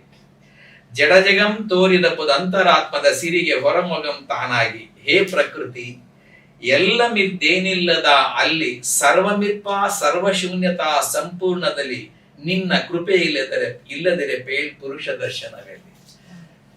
ಇಲ್ಲಿ ದೇವರು ಅಂತ ಹೇಳ್ದೇನೆ ನಾವು ಪ್ರಕೃತಿನ ನೀನ ಕೃಪೆ ಇಲ್ಲದ್ರೆ ತಾಯಿ ಪ್ರಕೃತಿ ಪುರುಷ ದರ್ಶನ ಎಲ್ಲಿ ಸಾಧ್ಯ ಅಂತ ಅದಕ್ಕೆ ಒಂದು ದೈವತ್ವವನ್ನ ಕೊಡ್ತಾ ಇದ್ದಾರೆ. ಈಗ ಪ್ರಕೃತಿಯಲ್ಲಿ ದೇವರನ್ನ ನೋಡುವ ಆ ಕ್ರಿಯೆ ರಾಮಾಯಣದಲ್ಲಿ ಹೆಜ್ಜೆ ಹೆಜ್ಜೆಗೂ ನಿಮಗೆ ಸಿಗುತ್ತೆ. ಇದೇ ರೀತಿ ಬೇರೆ ಯಾವ್ದಾದ್ರು ಪಾತ್ರ ದೇವರನ್ನ ಕಾಣೋದು ಸಿಗುತ್ತಾ? ಒಂದು ರಾವಣ ಇರಬಹುದು. ಒಂದು 3 ಉದಾಹರಣೆ ಕೊಡಬಲ್ಲೆ ನಾನು. ಒಂದು ಸೀತೆನೆ. ಸೀತೆ ಮೂಲಕ ಕುವೆಂಪು ಅವರು ಪೂಜೆ ಮಾಡಿಸ್ತಾರೆ. ಎಲ್ಲಿ ಅಂತ ಹೇಳ್ತೀನಿ, 2-3 ಕಡೆ ಬರುತ್ತೆ. ಒಂದು ನದಿ ಅಂತ ಬಂದಿರ್ತಾರೆ, ಆ ನದಿ ದಾಟ್ತಾ ಇರ್ಬೇಕಾದ್ರೆ ಸೀತೆ ಪೂಜೆ ಮಾಡ್ತಾರೆ. ಅಷ್ಟೇ ಅಲ್ಲ, ನಾವು ಹೋಗಿ ಬರ್ತೀವಿ, ನಾನು ಹೋಗಿ ಬಂದ್ಮೇಲೆ ನಮ್ಮನ್ನ ಚೆನ್ನಾಗಿ ಕಾಪಾಡ ನಮ್ನೆಲ್ಲಾನು, ನೀನ್ ಬಂದು ನಾನು ಔತಣ ಹಾಕ್ತೀನಿ ಅಂತ ಪೂಜೆ ಮಾಡ್ತಾರೆ ನದಿಗೆ. ಅದೇ ರೀತಿ ಅವಳು ಕಾಡಲ್ಲಿ ಇರ್ಬೇಕಾದ್ರೂ ಕೂಡ ಕಾಡಲ್ಲಿ ದೇವರಿಗೆ ಪೂಜೆ ಮಾಡ್ತಾರೆ ಯಾರು, ಸೀತೆ. ಅದನ್ನ ಹೊರತಾಗಿ ನೋಡೋದಾದ್ರೆ ರಾವಣನ ಬಗ್ಗೆ ಕೂಡ ನಾವಿಲ್ಲಿ ಹೇಳ್ಬೋದು. ರಾವಣ ಅತ್ಯಂತ ಭಕ್ತ, ಗೊತ್ತಿರ್ಬೇಕಲ್ಲ, ಅತೀ ಭಕ್ತ, ಕಾಳಿ ಭಕ್ತ. ಎಲ್ಲ ಸತ್ತೋಗಿದ್ದಾರೆ, ತಮ್ಮಂದೆಲ್ಲ ಸತ್ತೋಗಿದ್ದಾರೆ. ಧಾನ್ಯಮಾಲಿನಿ ಅಂತ ತನ್ನ ಕನ್ಯೆ ಅವಳ ಮಗನೂ ಸತ್ತೋಗಿದ್ದಾನೆ. ಕೊನೆಗೆ ವಿಧಿ ಇಲ್ಲದೆ ತಾನೇನೆ ಯುದ್ಧದಲ್ಲಿ ದಂಡನಾಯಕನಾಗಿ ಹೋಗ್ಬೇಕಾದ ಪರಿಸ್ಥಿತಿ ಬಂದಿದೆ. ಮಾರನೇ ದಿವಸ ನಾನು ಹೋಗ್ಬೇಕು ಯುದ್ಧದ ದಂಡನಾಯಕನಾಗಿ. ಆವತ್ತು ಒಂದು ಪೂಜೆ ಮಾಡ್ತಾನ ಅವನು ಕಾಳಿಗೆ, ತನ್ನ ಕಾಳಿಗೆ. ಆ ಕಾಳಿಗೆ ಪೂಜೆ ಮಾಡಿದಾಗ ಒಂಥರ ಸ್ಟ್ಯಾನ್ಸ್ ಎಂಟರ್ ಆಗ್ತಾನೆ. ಅಲ್ಲಿ ಅವನಿಗೆ ಲಂಕೇಶ್ವರಿ ಕಾಣಿಸ್ಕೊಳ್ತದೆ. ಲಂಕೇಶ್ವರಿ ಕಾಣಿಸ್ಕೊಂಡು, ಏನ್ ಮಾಡಿದ್ಯೋ ನೀನು, ನನ್ನ ಮಕ್ಕಳನ್ನೆಲ್ಲ ಸಾಯಿಸ್ಬಿಟ್ಟಿಯಲ್ಲ ಅಂತ. ನಾಳೆಯಿಂದ ಒಬ್ಬರು ಸಾಯಲ್ಲ ತಾಯಿ, ನಾನು ಭಾಷೆ ಕೊಡ್ತೀನಿ, ನಾನೀಗ ಯುದ್ಧಕ್ಕೆ ಹೋಗ್ತೀನಿ ಅಂತ ಹೇಳ್ಬಿಟ್ಟಂತ ಕಾಳಿಕಾದೇವಿಯನ್ನ ನೆನೆಸ್ಕೊಂಡು ಪೂಜೆ ಮಾಡ್ತಾನೆ. ಆ ಪೂಜೆ ಮಾಡ್ಬೇಕಾದ್ರೆ ಅವಳಿಗೆ ತನ್ನ ಶಿವೆ ಅಂತ ಕರೆಯೋದು, ಕಾಳಿ ಅಂತಲ್ಲ, ಶಿವೆಗೆ ಏನೇನೋ ಅರ್ಪಣ ಮಾಡ್ತಾನೆ ಕೂಡ. ಆ ಅರ್ಪಣ ಮಾಡಿ ಅವ್ರನ್ನ ಕೇಳ್ಕೊಂತಾನೆ. ವಿಧಿ ಇಲ್ಲದೆ ಶಿವೆ ಬರ್ತಾಳೆ ಅವನ ಹತ್ರಕ್ಕೆ. ಅದು ಹ್ಯಾಕ್ ಬಂದ್ಲು ಏನು ಅಂತ ಆಮೇಲೆ ನೋಡೋಣ. ಆದ್ರೆ ಅವನು ಏನ್ ಮಾಡ್ದ ಅನ್ನೋದನ್ನ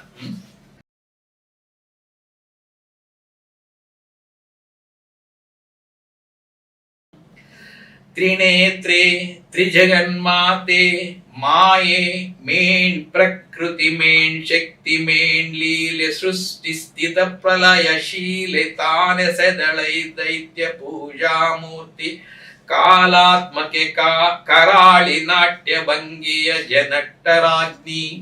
ಇಲ್ಲಿ ನಾವೊಂದು ಗಮನಿಸ್ಬೇಕಮ್ಮ, ರಾವಣ ಪೂಜೆ ಮಾಡ್ತಾ ಇರೋದು ಶಿವೆಗೆ, ಆ ಪೂಜೆ ಮಾಡಿಸ್ತಾ ಇರೋದು ಕುವೆಂಪು. ಇಲ್ಲೊಂದು ಪ್ರಶ್ನೆ ಹುಟ್ಟುತ್ತೆ, ಹಾಗಾದ್ರೆ ಕುವೆಂಪು ದೇವರ ನಂಬಿಕೆ ಇಟ್ಟಿರ ಅಂತಲ್ಲ, ರಾವಣ ಇಟ್ಟಿದ್ದಾನೆ ಅಂತಂತಲ್ಲ. ನಾವು ಶ್ರೀರಾಮನನ್ನ ದೈವ ರೂಪವಾಗಿ ನೋಡ್ತಿದಾರ ಕುವೆಂಪು ಅವರು, ಅಥವಾ ಒಂದು ಮಹಾಪುರುಷನಾಗಿ ನೋಡ್ತಿದಾರ ಅನ್ನೋ ಪ್ರಶ್ನೆಗೆ ಉತ್ತರ ಹುಡುಕಿದಾಗ ಇದಕ್ಕೆ ಉತ್ತರ ಸಿಗುತ್ತೆ. ಏನು, ನಾನು ಉದಾಹರಣೆಗೆ ರಾಮಾಯಣ ಬರೀಬೇಕು ಅಂತ ಇಟ್ಕೊಳ್ಳೋಣ, ಎರಡು ರೀತಿ ಮಾಡಬಹುದು. ಒಂದು, ಶ್ರೀರಾಮನನ್ನ ನಿಜವಾಗಿ ಯುಗ ಪುರುಷ, ಅವತಾರ ಪುರುಷ, ದೈವರು ಅಂತ ಅನ್ಕೊಂಡು ಬರೆಯೋದು, ವಾಲ್ಮೀಕಿಯ ಮೂಲ ರಾಮಾಯಣಕ್ಕೆ ಯಾವುದು ಧಕ್ಕೆ ಬರೆದ ಹಾಗೆ. ಅಥವಾ ನನ್ನದೇ ಒಂದು ವರ್ಷನ್ ಅಲ್ಲಿ ಬರೆಯೋದು, ಶ್ರೀರಾಮ ನನಗೆ ಒಬ್ಬ ಮಹಾಪುರುಷ, ದೈವ ಪುರುಷ ಅಲ್ಲ ಅಂತ. ನೀವು ಕೇರ್ಫುಲ್ ಆಗಿ ಗಮನಿಸಿದ್ರೆ ಕುವೆಂಪು ಅವರು ಶ್ರೀರಾಮನನ್ನ ಒಬ್ಬ ದೈವ ಪುರುಷ ಅಂತಲೇ ತಗೊಂಡ್ ಬಂದಿದ್ದಾರೆ. ಮಹಾಪುರುಷ ಕೂಡ ಹೌದು, ಅದರ ದೈವ ಪುರುಷ ಅಂತ ತಗೊಂಡ್ ಬಂದಿದ್ದಾರೆ. ಹಾಗಾಗಿ ಮೂಲ ರಾಮಾಯಣಕ್ಕೆ ಯಾವುದೇ ಧಕ್ಕೆ ಮಾಡಿದಾಗೆ, ರಾವಣನ ಭಕ್ತಿಗಿನ ತಾವು ಕೆಡಿಸಿದ ಹಾಗೆ, ರಾಮನಲ್ಲಿ ಆ ದೈವತ್ವವನ್ನು ಕಾಣುವ ಹಾಗೆ ಇಡೀ ರಾಮಾಯಣ ರಚನೆಗೊಂಡಿರೋದ್ರಿಂದ ಕುವೆಂಪು ಇನ್ವೇರಿಯಬಲಿ ಅಲ್ಲಿ ದೇವರನ್ನು ತರಲೇಬೇಕಾಗಿದೆ. ಹಾಗಾಗಿ ಆ ಮೂಲಕ ನಾವು ನಮ್ಮ ದೇವರ ನಂಬಿಕೆ ಅಂತ ಕುವೆಂಪುಗೆ ಬೇಕಾದ ರಾವಣ ಪೂಜೆ ಮಾಡ್ತಿದ್ದ ದೇವರಿಗೆ ಅನ್ನೋ ಪ್ರಶ್ನೆ ಸ್ವಲ್ಪ ಬಾಲಿಶ ಆಗ್ಬಿಡುತ್ತೆ. ಹೌದು, ರಾವಣನಿಗೆ ದೇವರ ಮೇಲೆ ನಂಬಿಕೆ ಇತ್ತು, ಅದನ್ನು ಕುವೆಂಪು ಬರೀಬೇಕು ಹಾಗಂತ ಹೇಳ್ಬಿಟ್ಟು ನೀವು ನನ್ನ ಕೇಳಿದ್ರೆ ಹಾಗಾದ್ರೆ ಕುವೆಂಪು ದೇವ್ರ ಮೇಲೆ ನಂಬಿಕೆ ಇತ್ತಾ ಪ್ರಶ್ನೆಗೆ ಉತ್ತರ. ಅಥವಾ ಮೂಲ ಕೃತಿಗೆ ಯಾವ್ದು ಧಕ್ಕೆ ಬರಬಾರ್ದು ಅನ್ನೋ ಕಾರಣಕ್ಕೆ ಅದನ್ನ ಉಳಿಸ್ಕೊಂಡಿರೋ ಸಾಧ್ಯತೆ ಅಷ್ಟೇ ಅಲ್ಲ, ರಾಮನಿಗೆ ದೇವ್ರ ಮೇಲೆ ನಂಬಿಕೆ ಇದ್ರೆ ಕುವೆಂಪು ಅದನ್ನು ಬರೆದ್ರೆ ಕುವೆಂಪು ದೇವ್ರ ಮೇಲೆ ನಂಬಿಕೆ ಇದೆ ಅಂತ ನಾವು ಹೇಳೋದು ಅಲ್ವಾ? ಸೊ ಹಾಗೆ ನಾವಿಲ್ಲಿ ಸೀತೆ ದೇವ್ರ ಪೂಜೆ ಮಾಡಿದ್ಲು ಅಥವಾ ರಾವಣ ಪೂಜೆ ಮಾಡ್ದ ಅಂತ ನಾವು ನೋಡ್ತಾ ಇರ್ಬೇಕಾದ್ರೆ ಅದಕ್ಕೋಸ್ಕರ ದೇವ್ರ ಮೇಲೆ ನಂಬಿಕೆ ಅಂತ ಕುವೆಂಪುಗೆ ಅಂತ ಹೇಳೋದು ಸ್ವಲ್ಪ ಬಾಲಿಶ ಆಗುತ್ತೆ. ಆದರೆ ಬೇರೊಬ್ಬರು ಪೂಜೆ ಮಾಡೋದನ್ನ ಯಾವತ್ತೂ ಕೂಡ ಅವರು ನಿರಾಕರಿಸಲಿಲ್ಲ ಅಂತ ಮೊದಲೇ ಹೇಳಿದ್ನಲ್ಲ, ಆ ಭಾವನೆ ಉದ್ದಕ್ಕೂ ರಾಮಾಯಣದ ಉದ್ದಕ್ಕೂ ಹಂಗೆ ಬೆಳೆಯುತ್ತೆ. ಬೇರೊಬ್ಬರ ನಂಬಿಕೆ ಅವರ ನಂಬಿಕೆ, ನಾನ್ ಬರಿತಾ ಇರೋದು ಅವ್ರ ಬಗ್ಗೆ, ಅವ್ರ ಕ್ಯಾರೆಕ್ಟರ್ನ ಅಥವಾ ಅವರ ಪಾತ್ರವನ್ನ ನಾನು ಹೇಗಿದೆಯೋ ಅದು ಬರೀಬೇಕು. ಮತ್ತೆ ಶಿಲಾ ತಪಸ್ವಿನಿ ಅಧ್ಯಾಯದಲ್ಲಿ ಸೀತೆ ಗಿರಿಜೇನ ಪೂಜೆ ಮಾಡೋದು ಕೂಡ ಬರುತ್ತೆ. ಗಿರಿಜೇಶನಂ ಪೂಜಿಸಿದಳು ಸೀತೆ ಅಂತ. ಹೌದು, ಮತ್ತೆ ಅವಾಗ ಹೇಳಿದ್ದಲ್ಲ, ಮತ್ತೆ ಅದೇ ಪ್ರಶ್ನೆ ಹುಟ್ಟುತ್ತಲ್ಲಿ. ಆ ಸಂದರ್ಭ ಬಹಳ ಚೆನ್ನಾಗಿದೆ, ಅದು ಬಹುಶಃ ನಿಮ್ಗೆ ಇಷ್ಟ ಆಗ್ಬೋದು. ಏನು ಅಂತ ಹೇಳ್ತೀನಿ, ವಿಶ್ವಾಮಿತ್ರ ರಾಮ ಲಕ್ಷ್ಮಣನ ಕರ್ಕೊಂಡೋಗಿ ಕಾಡಿನಲ್ಲಿದ್ದು ಏನೋ ರಾಕ್ಷಸನೆಲ್ಲ ಓಡಿಸಿ ಜನಕರಾಜನ ಅಂತ ಕರ್ಕೊಂಡು ಹೋಗ್ತಾನೆ. ವಿಶ್ವಾಮಿತ್ರನ ಮುಂಚೆನೆ ಗೊತ್ತಿದ್ದಲ್ಲ ಅನ್ನೋ ರೀತಿ ನಾವು ಅನ್ಕೋಬೇಕಾಗುತ್ತೆ. ಅಲ್ಲಿ ಹೋದಾಗ ರಾಮ ಲಕ್ಷ್ಮಣನ ನೋಡಿ ಜನಕರಾಜ ಸೂಚನೆ ತಗೊಂತಾರೆ ವಿಶ್ವಾಮಿತ್ರನಿಂದ, ಖುಷಿ ಆಗ್ಬಿಡುತ್ತೆ ಅವನಿಗೆ. ಆದ್ರೆ ಬಿಲ್ ಮುರಿಬೇಕು ಅಲ್ವಾ, ಶಿವಧನಸ್ಸನ್ನ ಮುರಿಬೇಕು. ಈ ಸುದ್ದಿ ಸೀತೆಗೆ ಹೋಗುತ್ತೆ. ಸೀತೆ ಏನ್ ಮಾಡ್ತಾಳೆ, ರಾಮ ಲಕ್ಷ್ಮಣ ಒಂದು ಕೊಳದ ಒಂದು ಬದಿಯಲ್ಲಿ ನಿಂತ್ಕೊಂಡು ಕೊಳಕ್ಕೆ ಕಲಿಸ್ತಾ ಇರ್ಬೇಕಾದ್ರೆ, ರಾಮ ಕೊಳ ಕಲಿಸಿಟ್ಟಿರ್ತಾನೆ, ಪುಲೂಟ್ ಮಾಡ್ತಿರ್ತಾನೆ. ಈ ಕಡೆ ಸೀತೆ ನೋಡ್ತಾಳೆ, ನೋಡ್ತಾಳೆ. ನೋಡಿದ ತಕ್ಷಣ ಅವಳಿಗೆ ಒಂಥರ ಮೈಂಡ್ ಕೆಟ್ಟೋಗ್ಬಿಡುತ್ತೆ, ಓಡ್ ಬಂದ್ಬಿಡ್ತಾಳೆ. ಎಲ್ಲ ಓಡ್ ಬರ್ತಾರೆ ಅವಳ ಜೊತೆ, ಅಕ್ಕ ತಂಗಿರಲ್ಲ. ಯಾಕೆ, ಏನಾಯ್ತು, ಯಾಕೆ ಓಡ್ ಬಂದೆ ಅಂತ. ನನಗೆ ಬಹಳ ದಿವಸದಿಂದ ಒಂದು ಕನಸು ಬರ್ತಾ ಇತ್ತು. ಆ ಕನಸಲ್ಲಿ ಒಬ್ಬ ಹುಡುಗ ನನ್ನ ಕಾಡ್ತಾ ಇದ್ದ. ಆ ಹುಡುಗನ್ ನಾನು ಇವತ್ತು ನೋಡಿದೆ, ನಿಮ್ಮ DDLJ ಕತೆ. ಹೌದಾ ಅಂತಂದ್ರೆ ಅವಳು ಅವಳು ಬೇಜಾರು ನೋಡಿ, ಇವರೆಲ್ಲ ಬೇಜಾರು ಪಡ್ತಾರೆ. ಅಷ್ಟೇ ಇನ್ನೊಬ್ರು ಯಾರೋ ಸುದ್ದಿ ತರ್ತಾರೆ, ಗೊತ್ತಾ ನಿಂಗೆ ಅಲ್ಲಿ ಬಂದಿದ್ದಾರಲ್ಲ, ಅದ್ರಲ್ಲಿ ರಾಮ ಅಂತ ಒಬ್ಬ ಇದ್ದಾನಂತೆ, ಅವನು ನಿನಗೆ ಮದುವೆ ಆಗೋಕೆ ಪ್ರಯತ್ನ ಪಡ್ತಾನಂತೆ, ಬಿಲ್ ಎತ್ತಾನಂತೆ ಅಂತ. ಅದಕ್ಕೆ ಇವಳು ಸೀತೆ ಹೇಳೋದೇನ್ ಗೊತ್ತಾ, ಅದ್ಯಾಕೆ ಅವ್ನು ಬಿಲ್ ಎತ್ತಬೇಕು, ನಾನು ಒಪ್ಕೊಂಡಾಯ್ತಲ್ಲ. ಆ ಸಂದರ್ಭ ಬಹಳ ಚೆನ್ನಾಗಿದೆ, ಓದ್ತೀನಿ ಕೇಳಿಸ್ಕೊಳ್ಳಿ. ಅದಾದ್ಮೇಲೆ ಈ ಪೂಜೆ ಬರೋದು, ಅದಕ್ಕೋಸ್ಕರ ಆ ಸಂದರ್ಭ ಇತ್ತ. ಹರಶರಾಸನವಂತೆ ತೆಗೆ ಪರೀಕ್ಷೆಯದೇಕೆ, ತಾನೊಲಿದ ನಲ್ಲಂಗೆ ಹರಶರಾಸನದ ಪರೀಕ್ಷೆ ಯಾಕೆ, ಜಗದೇಕ ವೀರಂಗೆ ಪದ್ಧತಿಯ ಪಾಳ್ತೊಳರು ಮೆಡರೇಕೆ. ಆದ್ರೆ ಇದೇ ಸೀತೆ ಅವನು ರಾಕ್ಷಸ ರಾವಣ ಬಂದಾಗ ಮುರಿಬೇಡ, ಹೆಣಬಾರವಾಗು, ಬಿದ್ದೋಗ್ಲಿ ಅವನಂತ ಬೇಡ್ಕೊಂಡೋಳು. ಈಗ ಏನ್ ಹೇಳ್ತಾಳೆ ನೋಡಿ, ಹರಶರಾಸನವಂತೆತೆಗೆ ಪರೀಕ್ಷೆಯದೇಕೆ ತಾನೊಲಿದ ನಲ್ಲಂಗೆ ಜಗದೇಕ ವೀರಂಗೆ ಪದ್ಧತಿಯ ಪಾಳ್ತೊಡರು ಮೆಡರೇಕೆ ತುಕ್ಕಡರಿ ಮುರಿಯಲ ರುದ್ರ ಚಾಪಂ. ಅವಳೆ ಶಾಪ ಆಗ್ತಾವಳೆ, ಅದಕ್ಕೆ ಹೇಳಿದ್ರೆ ನಿಮ್ಗೆ ಇಷ್ಟ ಆಗುತ್ತೆ. ಎನ್ನುತ್ತೆ ಸೀತಾ ಕನ್ಯೆ ಮನದಿ ನೆನೆದಳೋ ಮರೆತು ತನ್ನಿನ ಅಂದಿನವರೆಗೆ ಬೇರೆ ಬಣಗರ ಸರಿ ಮತ್ತೆ ಲಂಕೇಶನಿಂ ದಶರಥ ತನುಜನೆಗಾಗಿ ಕಾಯ್ದಿತ್ತೆಂಬುದಂ ಮರೆತು. ಅವನಿಗೆ ಮಣಿದೆ, ಯಾರಿಗೆ? ದಶಕಂಠನಿಗೆ ಮಣಿದೆ. ಇದುವರೆಗೂ ಈ ನಿನ್ಗೆ ಒಳ್ಳೆ ರಾಜ ಗಂಡು ಬರ್ಲಿ ಅಂತ ಕಾಪಾಡ್ಕೊಂಡಿದ್ದ ಧನಸ್ಸಿಗೆನೆ ಇವತ್ತು ಒಳ್ಳೆ ಶಾಪ ಆಗ್ತಾವಳೆ. ಗೊತ್ತಲ್ಲ ನಿಮ್ಗೆ? ತುಕ್ಕಡೆವೆ ಮುರಿಯಲ ರುದ್ರ ಚಾಪಂ ಎನ್ನುತ್ತೆ ಸೀತಾ ಕನ್ಯೆ ಮನದಿ ನೆನೆದಳೋ ಮರೆತು ತನ್ನನ ಅಂದಿನವರೆಗೆ ಬೇರೆ ಬಣಗರಸರಿಂ ಮತ್ತೆ ಲಂಕೇಶನಿಂ ದಶರಥ ತನುಜಗಾಗಿ ಕಾಯ್ದಿತ್ತೆಂಬುದಂ ಮರೆತು. ಹಿಂದೆ ರಾವಣನಂದು ಬಂದಾಗಳ್ ಓದನುವೆ ಕಾಪಾಡು ಬಾಲೆಯುಂ ಕೈ ಮುಗುವೆ ಕಾಲ್ಗೆರಗಿ ಮುರಿಯದಿರ್ಭಾಗದಿರ್ ಸುರಮೇರು ಬಾರದಿಂ ದೈತ್ಯನೆತ್ತದ ತೆರದಿ ಬಾರಗೊಂಡ ಬಲೆಯಂ ಪೊರೆ ಎಂದೆರೆದ ತರುಣಿ ತಾನಿಂದು ಏನೇಳ್ತಾವಳೆ. ಹಗುರಾಗು ಗರಿಯಂತೆ ಬಾಗು ಬಳ್ಳಿಯ ತೆರದಿ ರಾಮಂಗೆ ಮುರಿದು ಬೀಳ್ವೋದನುವೆ ಎಂದು ಪರಿಪರಿಯಿಂದ ಭಿನ್ನ ಹಂಗೈದಳನೆ ನಿಂದಾ ಸ್ತುತಿಗಳೆಲ್ಲ ಮಾ ಸಮಯ ಒತ್ತಿಗಳಲ್ತೆ. ನೆಕ್ಸ್ಟ್ ಬರೋದು ಇಂಪಾರ್ಟೆಂಟ್. ಇಷ್ಟೆಲ್ಲ ಆಗಿ ರಾಮನ ಬಲಕ್ಕೆ ತನ್ನ ಪ್ರೇಮದ ಬಲವನೀಯಲೆಂದು ನೊಂಪಿ ಅನ್ನುವಂತೂ ಹೃತ್ಪದ್ಮದಿಂದೆ ಪೂಜಾತೆ ಗಿರಿಜೇಶನಂ ಪೂಜಿಸಿದಳ ರಾತ್ರಿ ನಿದ್ದೆ ನೈವೇದ್ಯಮಂ ನೀಡಿ. ಸೀತೆ ಕೂಡ ಪೂಜೆ ಮಾಡ್ತಾಳೆ. ಇದು ಕುವೆಂಪು ಅವರ ಕಲ್ಪನೆ. ಶಾಪ ಹಾಕಿದವಳು ಯಾರಿಗೆ? ಬಿಲ್ಲಿಗೆ ಪೂಜೆನೂ ಮಾಡ್ತಾಳೆ, ಆ ಬಿಲ್ ಮುರಿದೋಗ್ಲಿ ಅಂತ. ಸರ್, ಇದುವರೆಗೂ ನಾವು ಬೇರೆ ಬೇರೆ ಪಾತ್ರಗಳು ಕುವೆಂಪು ಚಿತ್ರಣದಲ್ಲಿ ಹೇಗೆ ದೇವರನ್ನ ಪೂಜಿಸಿದ್ರು ಅಂತ ನೋಡಿದ್ವಿ. ಇಲ್ಲಿ ರಾಮನೇ ಒಂದು ದೈವವಾಗಿ ಅವನನ್ನ ಕಾದು ಕೂತಂತಹ ಒಬ್ಬ ವ್ಯಕ್ತಿ ಅಂತಂದ್ರೆ ಶಬರಿ ತನ್ನ ದೇವರನ್ನ ಕಾಯ್ತಾ ಇದ್ಲು. ಅದು ರಾಮನ ರೂಪದಲ್ಲಿ ಬಂದಿದ್ದು ಹೌದು, ಆ ಕಥೆ ನಮಗ್ ಗೊತ್ತಿದೆ. ಆದ್ರೆ ಇಲ್ಲಿ ಕುವೆಂಪು ಹೇಗೆ ಹೇಳಿದ್ದಾರೆ ಅಂತ, ರಾಮನ ರೂಪದಲ್ಲಿ ಶಬರಿ ಕಾಣ್ಲಿಲ್ಲ ರಾಮ, ಅದನ್ನ ಗೊತ್ತಿರ್ಬೇಕಲ್ಲ. ಸೀತೆ ಹೊರಟೋಗಿದ್ದಾಳೆ, ರಾಮ ಲಕ್ಷ್ಮಣ ಇಬ್ಬರೇ ಆಗ್ಬಿಟ್ಟಿದ್ದಾರೆ. ರಾಮ ಒಂದು ರೀತಿ ಅರೆಹುಚ್ಚ ಆಗ್ಬಿಟ್ಟಿದ್ದಾರೆ ಇನ್ನು ಈ ಕಥೆನಲ್ಲಿ. ಅವನು ಬಳಲಿ ಬೆಂಡಾಗ್ಬಿಟ್ಟಿದ್ದಾನೆ. ಲಕ್ಷ್ಮಣ ಅವನು ಎಳ್ಕೊಂಡು ಬರ್ತಾ ಇದ್ದಾನೆ. ಶಬರಿ ಈ ಕಡೆ ಕಾಯ್ತಾ ಇದ್ದಾಳೆ. ಆ ಟೈಮಲ್ಲಿ ಅವಳು ಬಂದು ನೋಡ್ತಾಳೆ. ಪ್ರತಿದಿನ ಅವಳು ಒಂದು ಇದು ರೂಢಿ ಬರೋದು, ಆಚೆ ಹಿಂಗ್ ಬನ್ನ ರಾಮ ಅಂತ ನೋಡೋದು. ನೀವ್ ಹೇಳ್ದಾಗೆ ಶಬರಿಗೆ ರಾಮನ್ ನೋಡಿಲ್ಲ. ಒಂದು ಚಿತ್ರಣ ಇದೆ ಅಷ್ಟೇನೆ, ಅವನೆಂದ್ರೆ ದೈವಿ ಪುರುಷ ಅಂತ. ಸೊ ನೀವ್ ಹೇಳ್ದಾಗೆ ನಿಜಕ್ಕೂ ಕೂಡ ಶಬರಿಗೆ ರಾಮ ದೈವ. ಯಾರೋ ಹೇಳಿದ್ದಾರೆ ಬರ್ತಾನೆ ಏನೋ ಅವತಾರ ಪುರುಷ ಅಂತ, ಅದಕ್ಕೋಸ್ಕರ ಕಾಯ್ತಿದ್ದಾನೆ. ಈ ನೋಡ್ತಾಳೆ ಬಿಳಿ ಎಲ್ಲೂ ಆ ಹುಲ್ಲುಗಾವಲಿನ ನಡುವೆ ಒಂದು ಏನೋ ಗೆರೆ ಎಳೆದಂಗೆ ಇಳಿದಿರೋ ದಾರಿನಲ್ಲಿ ಎಲ್ಲೋ ದೂರದಲ್ಲಿ ಇಬ್ರು ಬರ್ತಾ ಇದ್ದಾರೆ. ನೋಡ್ತಾಳೆ, ಏನ್ ಇವತ್ತು ಅವರೇ ಬಂದಂಗಿದೆ ಅಂತ. ಇರ್ಲಿಕ್ಕಿಲ್ಲ, ಸೀತೆ ಇಲ್ಲ ಅಲ್ಲಿ ಅಂತ ಒಳಗೋಗ್ಬಿಡ್ತಾಳೆ. ಆಮೇಲೆ ಕೊನೆಗೆ ಬರ್ತಾರೆ. ಬಂದಾಗ ಅವಳು ಗ್ಯಾರಂಟಿ ಅವಳಿಗೆ ರಾಮ ಸೀತೆ ಲಕ್ಷ್ಮಣ ಅಲ್ಲ, ಸೀತೆ ಅಲ್ಲ ಅಂತ. ಅವಳಿಗೆ ಯಾವಾಗ ಗೊತ್ತಾಗುತ್ತೆ ಅಂತಂದ್ರೆ, ಸ್ನಾನ ಮಾಡಿ ಬಂದು ಊಟ ಮಾಡಿದ್ದಾದ್ಮೇಲೆ ಮಲಗಿದಾಗ ಇವನ ಕನಸಲ್ಲಿ ಸೀತೆ ಅಂತ ಒದ್ದಾಡ್ತಿರ್ತಾನೆ. ಅವಳು ಹೋಗಿ ಅವನ ಇದನ್ನ ಹುಡುಕ್ತಾಳೆ, ಏನನ್ನ ಅವನ ಜೋಳಿಯನ್ನ. ಆ ಜೋಳಿಯಲ್ಲಿ ಗೊತ್ತಾಗುತ್ತೆ, ಓ ಇವನು ಸೀತೆಯನ್ನ ಬಿಟ್ಟು ಬಂದಿರೋದು ಏನೋ ಆಗಿದೆ ಅಂತ.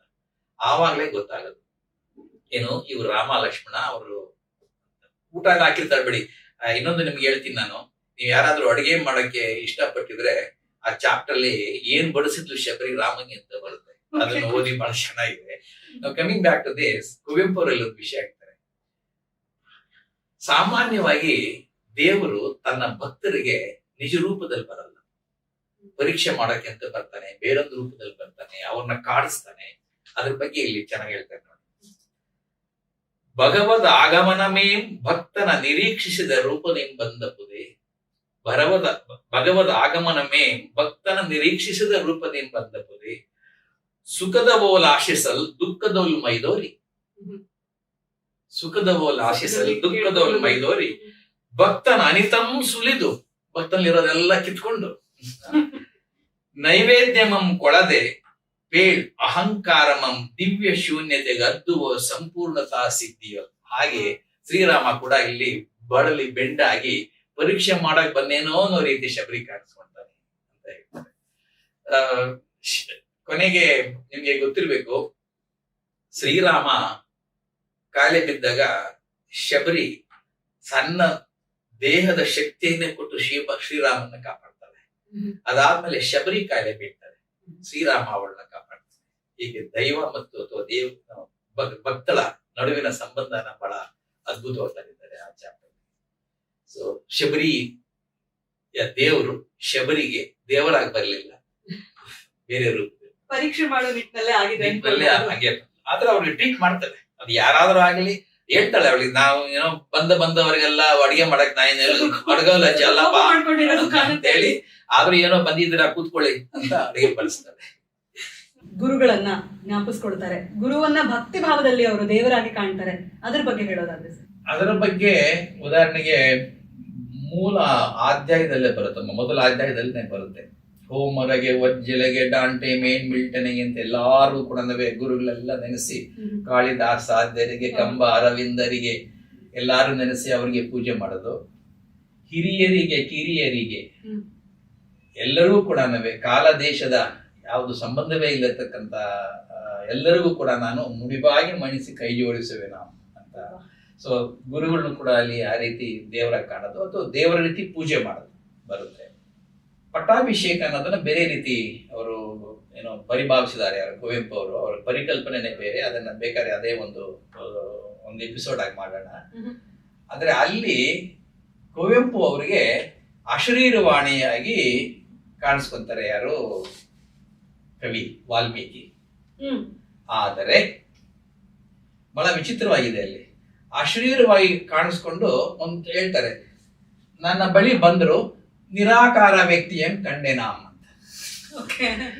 ಕಂಡೆನಾಮ್ ಕಂಡದು ಏನಂದ ಅರಿಯೇ, ನಾನು ನೋಡಿದೆ ಏನಂದ್ರೆ ಗೊತ್ತಿಲ್ಲ.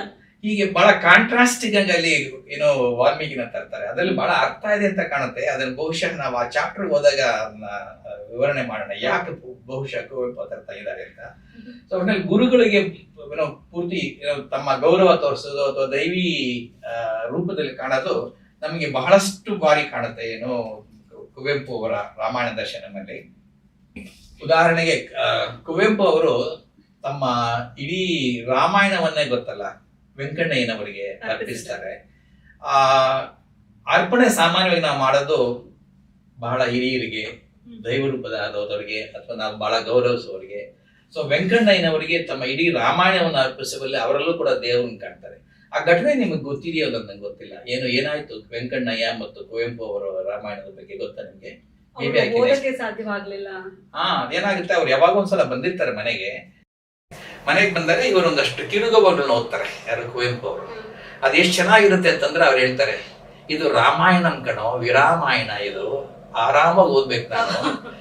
ಏನೋ ಕಿರುಗಮನಗಳನ್ನು ಓದಿ ಮೆಚ್ಚಿಸಿದ ನನಿತೊರಳೆ ವೈಗ ಆಯ್ತು, ಅಷ್ಟರಲ್ಲಿ ಎಲ್ಲ ಸಾಯಂಕಾಲ ಆಯ್ತು, ಹೊರಟೋಗ್ಬೇಕಾಯ್ತು ಅಂತಂದಾಗ ಅವರು ಮತ್ತೊಮ್ಮೆ ಬರುವೆ, ದಿನವೆಲ್ಲ ಓದುವೆಯಂತೆ, ರಾಮಾಯಣಂ ಕಣ ವಿರಾಮಾಯಣಂ ಅಂತ ಹೋಗ್ತಾರೆ. ಎಲ್ಲಿಗೆ? ತಮ್ಮ ಮನೆಗೆ. ಆದರೆ ದೀಟದ ಮನೆಗೆ ಹೋಗ್ಬಿಡ್ತಾರ, ಆಮೇಲೆ ತೀರ್ಕೊಂಡ್ಬಿಡ್ತಾರೆ ವೆಂಕಣ್ಣಯ್ಯನವರು.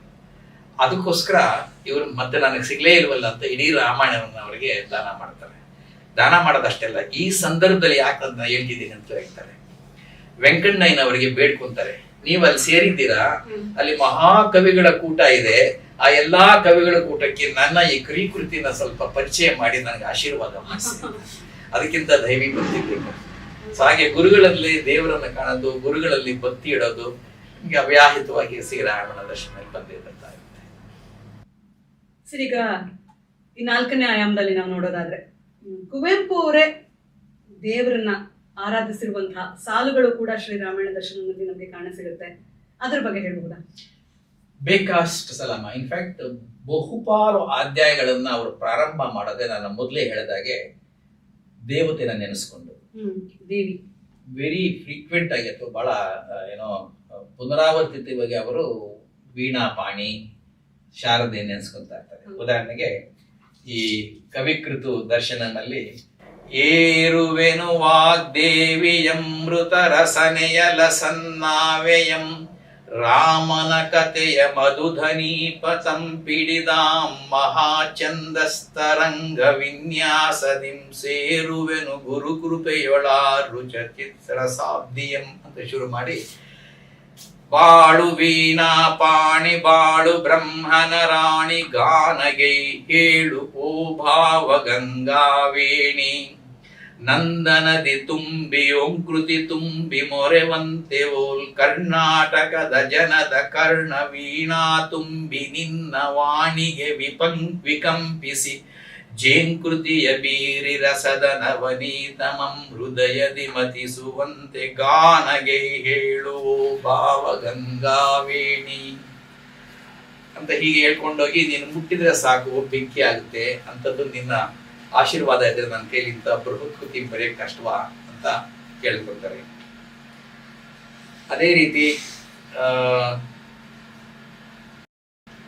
ಅಗ್ನಿ ಯಾತ್ರೆಯಲ್ಲಿ ತಮ್ಮ ಗುರುಗಳನ್ನ ಶ್ರೀ ನದಿಯ ಸಲಿಲದಲ್ಲಿ ಮಿಂದು ಹೊಸ ಹಾಲ್ಮಡಿಯ ನಾರುಡಿಯ ನುಟ್ಟು ಮುನ್ನೆ ಸರಳ ಬಿಸಿಲಲ್ಲಿ ಹಕ್ಕಿ ಇಂಚರದಡವಿ ಹೊಟ್ಟೆಯೊಳ್ ದಿನ ದಿನಂ ಬಂದನಗೆ ದರ್ಶನವೀವ ಓ ಕವಿ ಋಷಿಯ ಮಡಿ ಮುನಿದು ಮೊಣಕಾಲೂರಿ ಬೊಗಸೆಗೈ ಹಿಂದೆ ಕುಸುಮಾಂಜಲಿಗಳನ್ನು ನಿವೇದಿಸುವೆ ನಗಿ ಗುಡಿಗೆ. ಇಲ್ಲಿ ಒಂದು ಗಮನಿಸಿ, ನೀವು ಪ್ರತಿದಿನ ಬಂದು ನನಗೆ ಆಶೀರ್ವಾದ ಮಾಡುವ ಗುರು ಅಂತಲೂ ಕರೀತಾರೆ, ಅಲ್ಲಿ ಅವ್ರನ್ನ ದೇವರು ಅಂತಲೂ ನೋಡ್ತಿದ್ದಾರೆ. ಓಕೆ, ರಸಮಂತ್ರ ಮಂ ತೀರ್ಥ ಮಂ ತಳಿಕ ಮಂಡಲು ವಿಂದೆ ಕವಿ ಕುಮಾರನ ಮತಿಗೆ ಕೃಪೆ ದೋರಿ ಕವಿ ಗುರುವೆ ಕೃತಿ ವೇಳ್ವ ಚಿತ್ತಕ್ಕೆ ಚಮತ್ಕಾರ ಮಂ ನೀಡಿ. ಹೀಗೆ ಹಲವು ಕಡೆ ಅವರು ಏನು ದೇವರನ್ನ ನೇರವಾಗಿ ಕೇಳ್ಕೊಳ್ಳೋದಿದೆಯಮ್ಮ. ಉದಾಹರಣೆಗೆ ಇರ್ದುದು ಮಹೇಂದ್ರಾಚಲಂನ ಆಧ್ಯಾಯದ ಮೊದಲು ಬೇಕಾಷ್ಟು ಬರುತ್ತೆ ಈ ರೀತಿ. ನಾನು ಮುಂದೆರಡು ಮಾತ್ರ ಹೇಳ್ತೇನೆ. ಓ ಏಳ್ವಿ ಪಂಚಿಯೇ ಕಲಾಲತಾಂಗಿಯೇ ಬೆರಳ್ದಳಿರ ಸೋಂಕಿನ ಸೊಂಪು ಸಾಲ್ವದೆ ನಿನ್ನಿನಗೆ ಗಾನೆಗೈ.